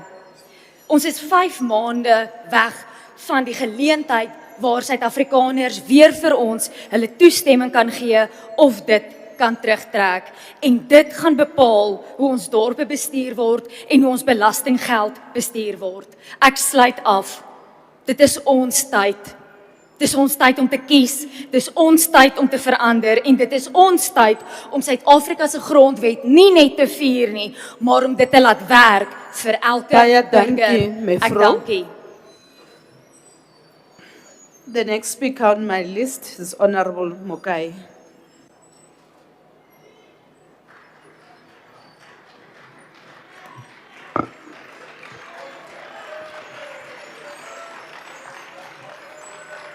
Honorable Speaker of the National Assembly, Honorable Chairperson of the National Council of Provinces, Honorable members from both houses, and fellow South Africans, good morning. When our Constitution was adopted by the Constitutional Assembly 30 years ago, there was much hope for South Africa. Hope that the dignity of every citizen will be upheld, that the protection of human rights will prevail, that the painful past of our country will never be repeated, and that blood will not spill on the ground again. However, we know that that sense of hope has sadly eroded over the years, that those very rights that should be protected are so easily violated, that systemic discrimination, harassment, physical attacks, and murder continues to make our country unsafe. The vulnerable groups in our society, the women, the children, the elderly, and the LGBTQI+ community continue to live in fear. Fear of when they will be attacked, raped, and killed. Fear that when they report crime at their local police stations, they will face second-hand trauma and victimization. Fear that their cases will be struck off the roll due to a lack of evidence because no rape kits were available, and justice that is guaranteed in this very constitution will never be served. These are the lived realities of many citizens in our country. These fears are real. They are felt every day. All must be equal before the law, and all must be equally protected by the law. As we celebrate 30 years of the Constitution of the Republic of South Africa, let us reflect on these lived realities in line with the key themes of this commemoration of reflect, renew, and recommit. Let us indeed reflect on the fears of the women in Alexandra, in Khalishiwe, in Kailicha, and Umlazi. Let us reflect on the vulnerabilities of the gays and the lesbians of Thokoza, Mamelodi, Tumahole, and Kuruman. These vulnerable citizens continue to question the effectiveness of this constitution to uphold their dignity and protect their rights. Honorable Chairperson and members, indeed South Africa is celebrated for our progressive and transformative democracy that was installed by this constitution and aptly founded on human dignity, the achievement of equality, and the advancement of human rights. However, for many becomes toothless when their daily lived experiences scream of fear, marginalization, and discrimination.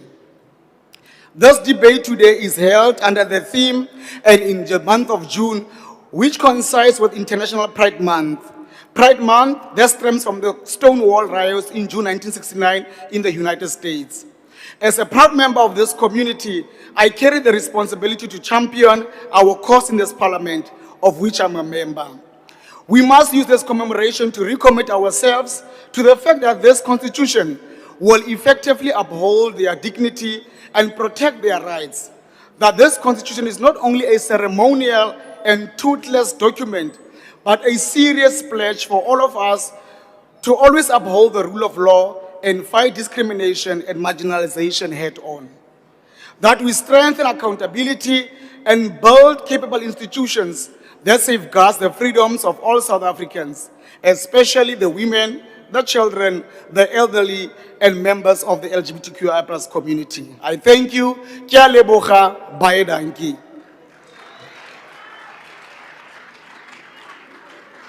Honorable Phala.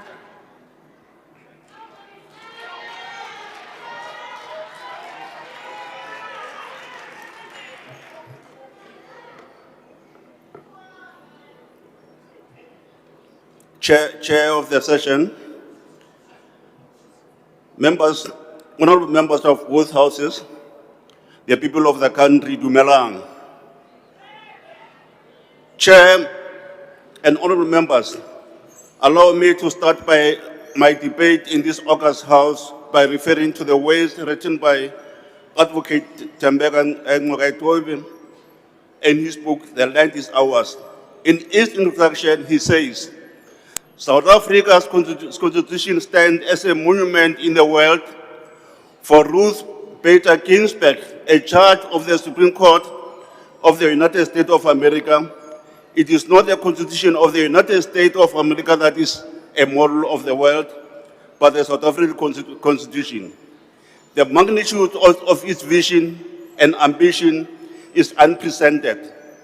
Coming after centuries of settler violence, economic exploitation, and apartheid racism, redistribution is not at its animating theme. South Africa belongs to all, it proclaims. The state must facilitate economic justice, the constitution mandates. The judiciary must protect the Bill of Rights, enforce its promises, and monitor the conduct of government. Yet, despite the admiration of the world, many of the promises contained in the Constitution remain a hollow hope.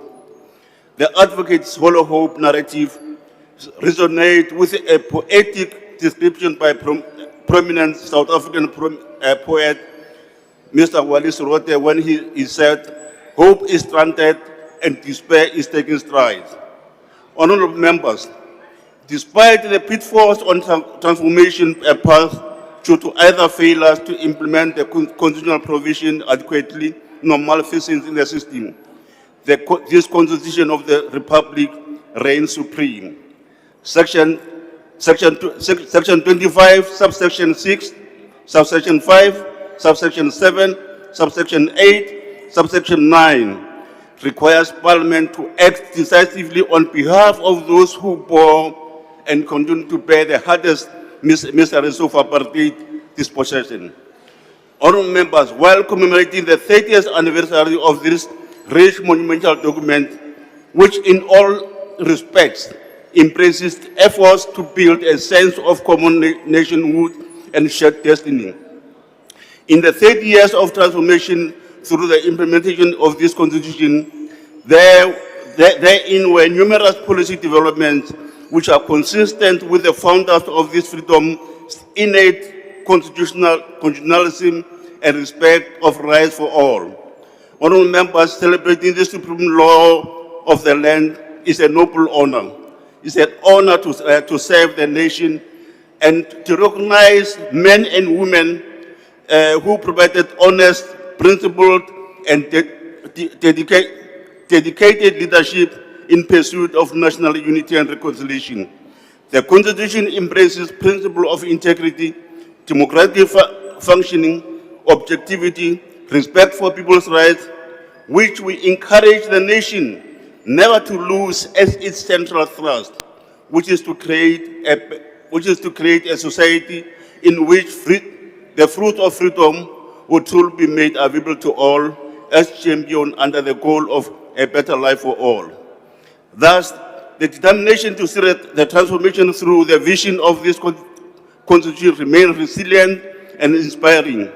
In this regard, the former president of our country,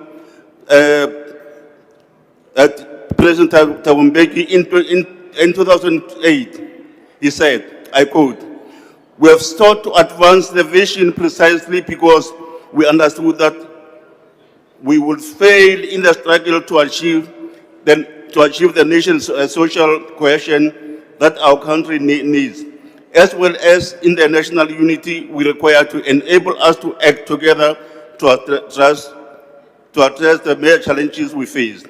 The vision remains the center of a very future that envisages South Africa as a home of a well-grounded democratic values, namely human rights, equality, peace, stability, and shared prosperity. Honorable members, the Constitution preamble says, we the people of South Africa believe that South Africa belongs to all who live in it, united in our diversity. What does this mean, honorable members? The historical context of the principle should not be misunderstood.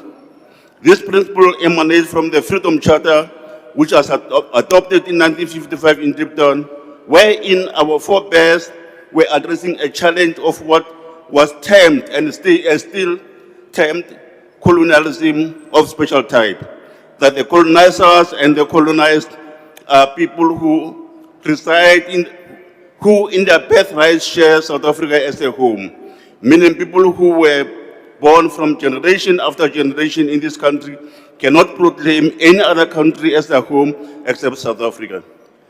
Honorable members, the critical subject of property rights and redistribution of land have been a challenge in the 30 years since the Constitution was adopted. Justice Albie Sachs has said in his book, I quote, "The Constitution is not self-executing. It does not itself provide equality, build houses, deliver education and health services, or offer protection against violence. What it does do is to establish a clear political, social, moral, institutional framework within which these issues should be tackled." Close quote. Honorable members, the land reform process operates on 3 pillars, and the people of this country have a serious concern about the slow pace and its complexities in 3 fundamental areas, namely land restitution, land distribution, and land tenure. However, we must all agree, honorable members, and be interested that all these 3 aspects require a country's attention. The call to rally around a new patriotism for us to make a commitment to confront these constitutional challenges facing our communities around the land. Land redistribution and security tenure, and the government's land reform program, strategic efforts to deal with over 3 decades of land theft has made a significant land restitution. In terms of the government data, over 5 million hectares of land have been redistributed to more than 300,000 beneficiaries, while over 80,000 hectares of restitution claims have been settled, benefiting 2.1 million beneficiaries. On land tenure, legislative frameworks have been established to ensure that the communal residents and farm workers have legally recognized in terms of the Bill of Rights. Furthermore, recent legal landscape development of Expropriation Act provide a legislative way forward to restore the dignity of our people. But, honorable members, Section 25 of the Constitution, the Bill of Rights require that the land reform be expedited, that the process be within the legislated laws, the willing seller and the willing buyer obligation be adhered to, and the criteria for ensuring compensation is just and equitable. This monumental document can be used to expedite land reform program to acquire land in private hands for public use. There's, however, a need to balance intervention in the interest of facilitating the constitutional imperatives of the land reform for public use versus the commercial productivity for national food security. The mix of such potential intervention range from unused lands to create large public, private, or state or cooperative farms to outright expropriation and mixed form of land ownership. Remembering the groundbreaking directive in this regard, Land Claims Court ruling in 2016 by Advocate Tembeka Ngwaitobi, in which compensation was set below market value. The ruling was celebrated for altering progressively the constitutional land reform efforts. Honorable members, the narrative, the narrative from other sectors of society that the ANC was outmaneuvered during the drafting of the constitution is incorrect. The ANC, the African National Congress, championed the fundamental constitutional measures guided by the East-Struggle policy document, the Freedom Charter, which laid the foundation of the Thank you, of the Constitution. Honorable Phala. Thank you, sir. Honorable Klopper.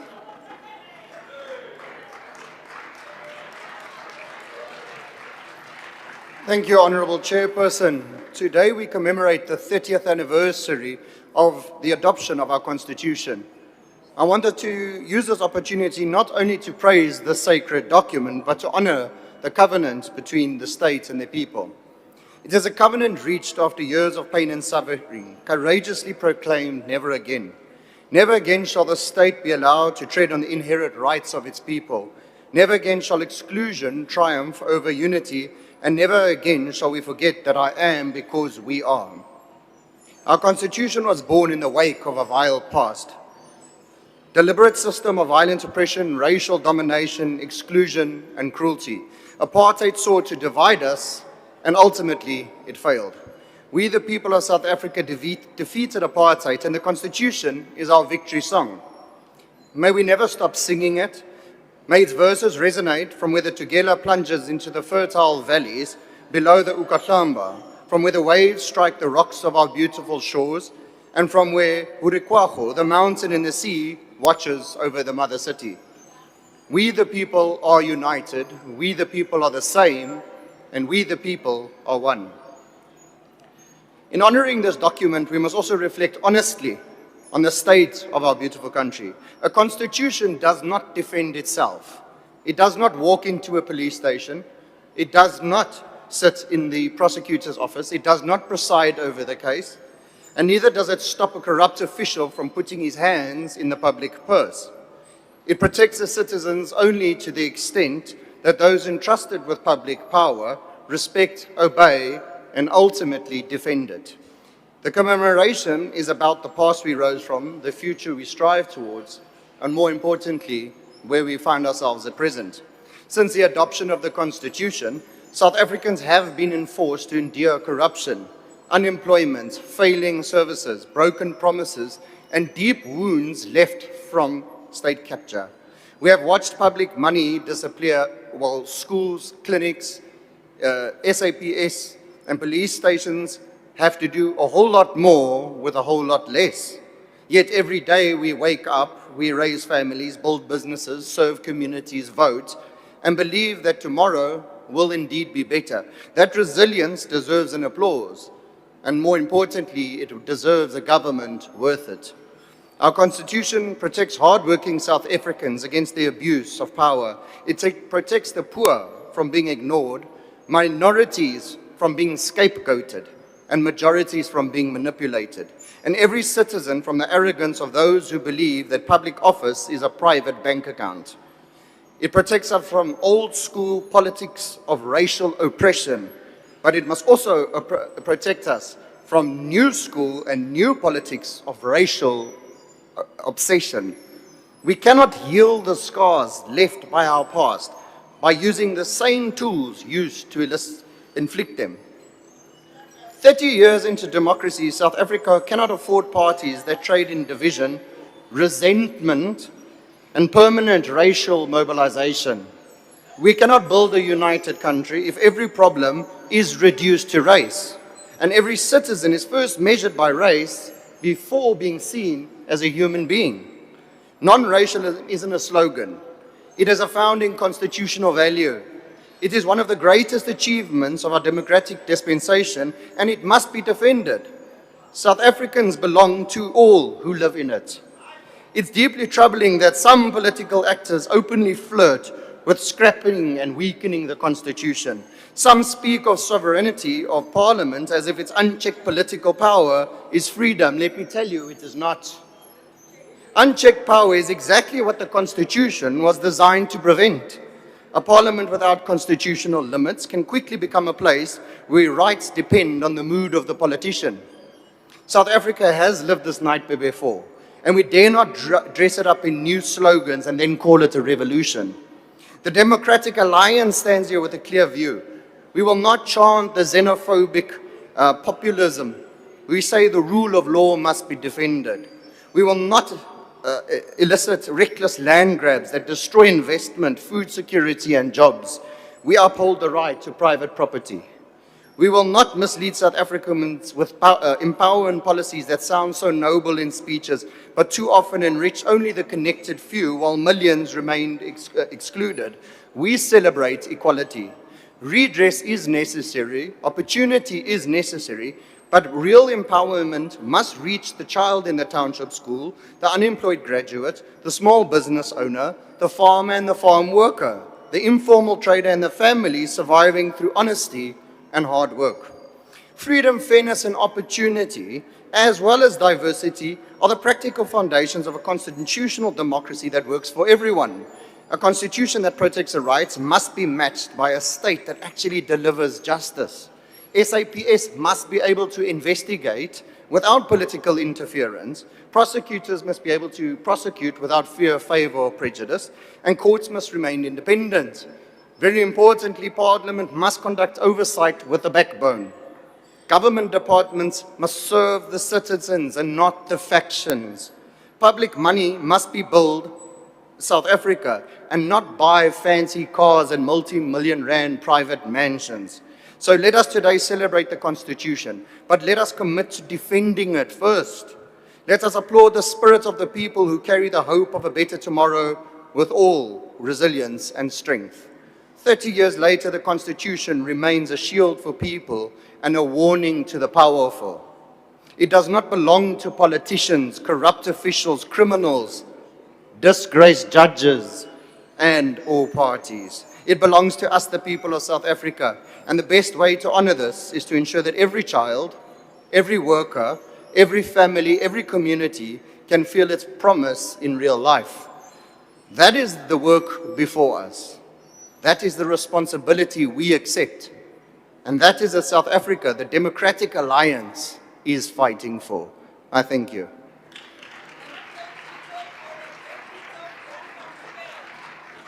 Honorable Nwala.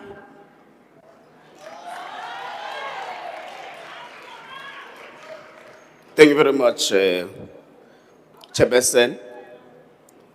Honorable members, 30 years ago, the doors of this institution were thrown open to reflect. For the very first time, the true will and diversity of the South African people. We gather here today not merely to celebrate the passing of 3 decades, but to measure how far we've marched on the long road to complete emancipation. As we reflect on this 30th anniversary of our democratic parliament, we must ask ourselves a fundamental question. What is this true purpose of this legislature? It is not to serve as a house of endless debate and bureaucratic compliance. It is to serve as the engine room for social justice, transformation, and dignity for every single South African. The Bill of Rights and the promise to socio-economic dignity. Honorable members, our democracy is anchored by one of the most progressive constitutions in the world. As someone who privileges the daily work of overseeing our justice and constitutional frameworks, I'm continuously reminded that our Bill of Rights is not a passive document. It is an active covenant. Unlike older democracies that focused solely on civil and political rights, our Constitution made a bold revolutionary promise. It explicitly enshrined socio-economic rights as justiciable, fundamental human rights. Our founding mothers and fathers knew that political freedom without economic dignity is a hollow shell. They understood that the right to vote means very little if it is exercised on an empty stomach, or if a citizen lacks a roof over their head. Over the past 30 years, Parliament has passed transformative legislation to give these rights a teeth. However, as we celebrate this milestone, We must frankly admit that the gap between constitutional promise and material reality remains too wide for millions of our people. Our task for the next 30 years is to close that gap with urgency. Chief among these socio-economic rights is Section 21 of the Constitution, the right to basic education.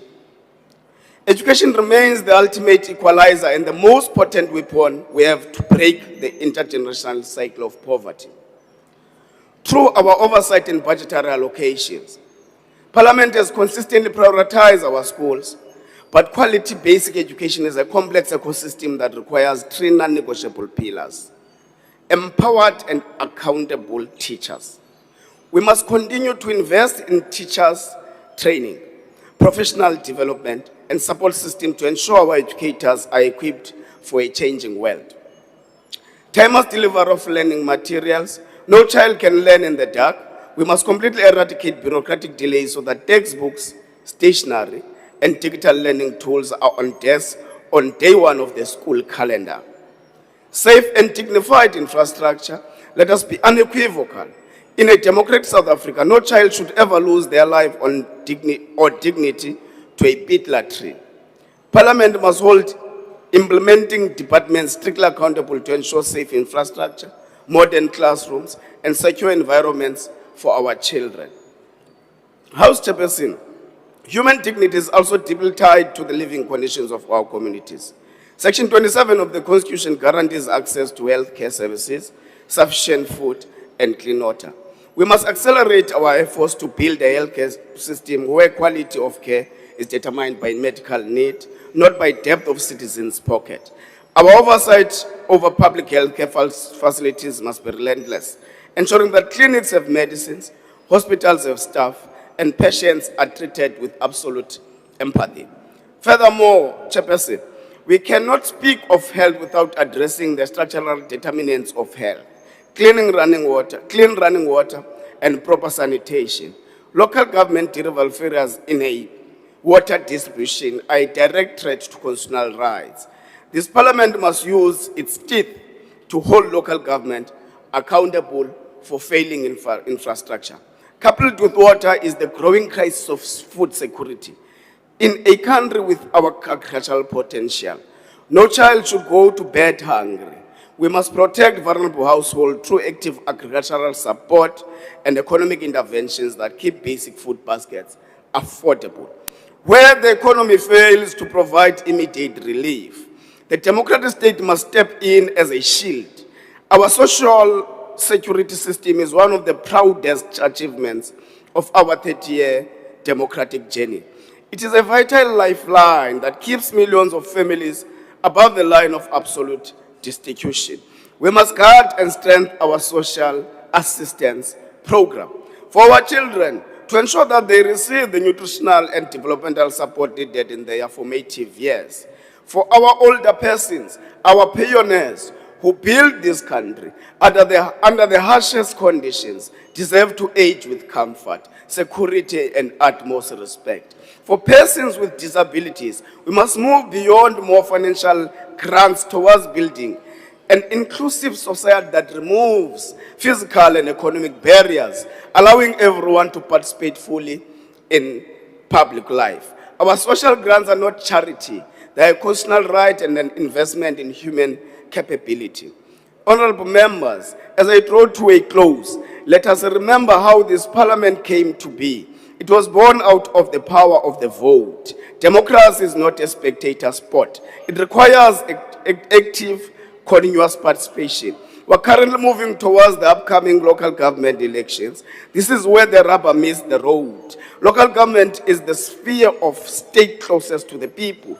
It is where water pipes are fixed, where streets are lit, and where local economies are stimulated. If you want to see socio-economic rights, I have spoken about today, fully realize we need capable, accountable local government, and that begins with the ballot. I want to issue a clarion call from this podium to all South Africans, particularly young people: register to vote, register to vote, register to vote, register to vote, register to vote, register to vote, register to vote. Do not surrender your power to silence. Registering to vote is your way of holding us accountable. It is your way of telling this parliament what your priorities are. It is the most powerful tool you possess to shape the next 30 years of our democratic story. Let us honor the legacy of those who fought for this parliament by keeping our democracy vibrant, active, and deeply rooted in the service of our people. And for the first time, Honorable Chair, I agree fully with Honorable Tape that this constitution does give a reward to criminals. And that reward is basically a prison cell. That's why today, Honorable Hunevart, Honorable Chalenchal, and Honorable Romolabeng will attest that our prison cells are overcrowded. They are overcrowded because the work of the state is actually decisive on ensuring that anyone and everyone is brought to book any day of the time. Honorable Mokaye, we can, at your nearest available convenience, provide you with the statistics of the GBV perpetrators that are lingering in jail today. Because the work of this government has ensured that GBV perpetrators belong to jail and they must be brought to jail with a speed. But this does not mean that that work is free of challenges. We do have those challenges, that one of them or some of them we have mentioned in this podium, but the work of government in confronting GBVF is actually in the upward mobility. I thank you, Chairperson.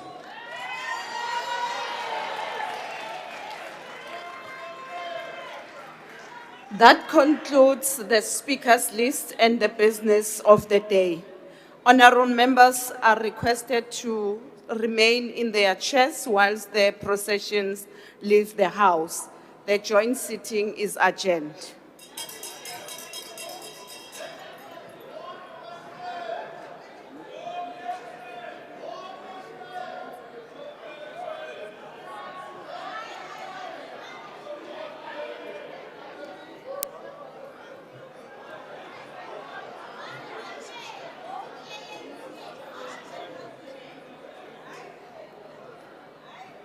Nevoti lesela siyalidinga.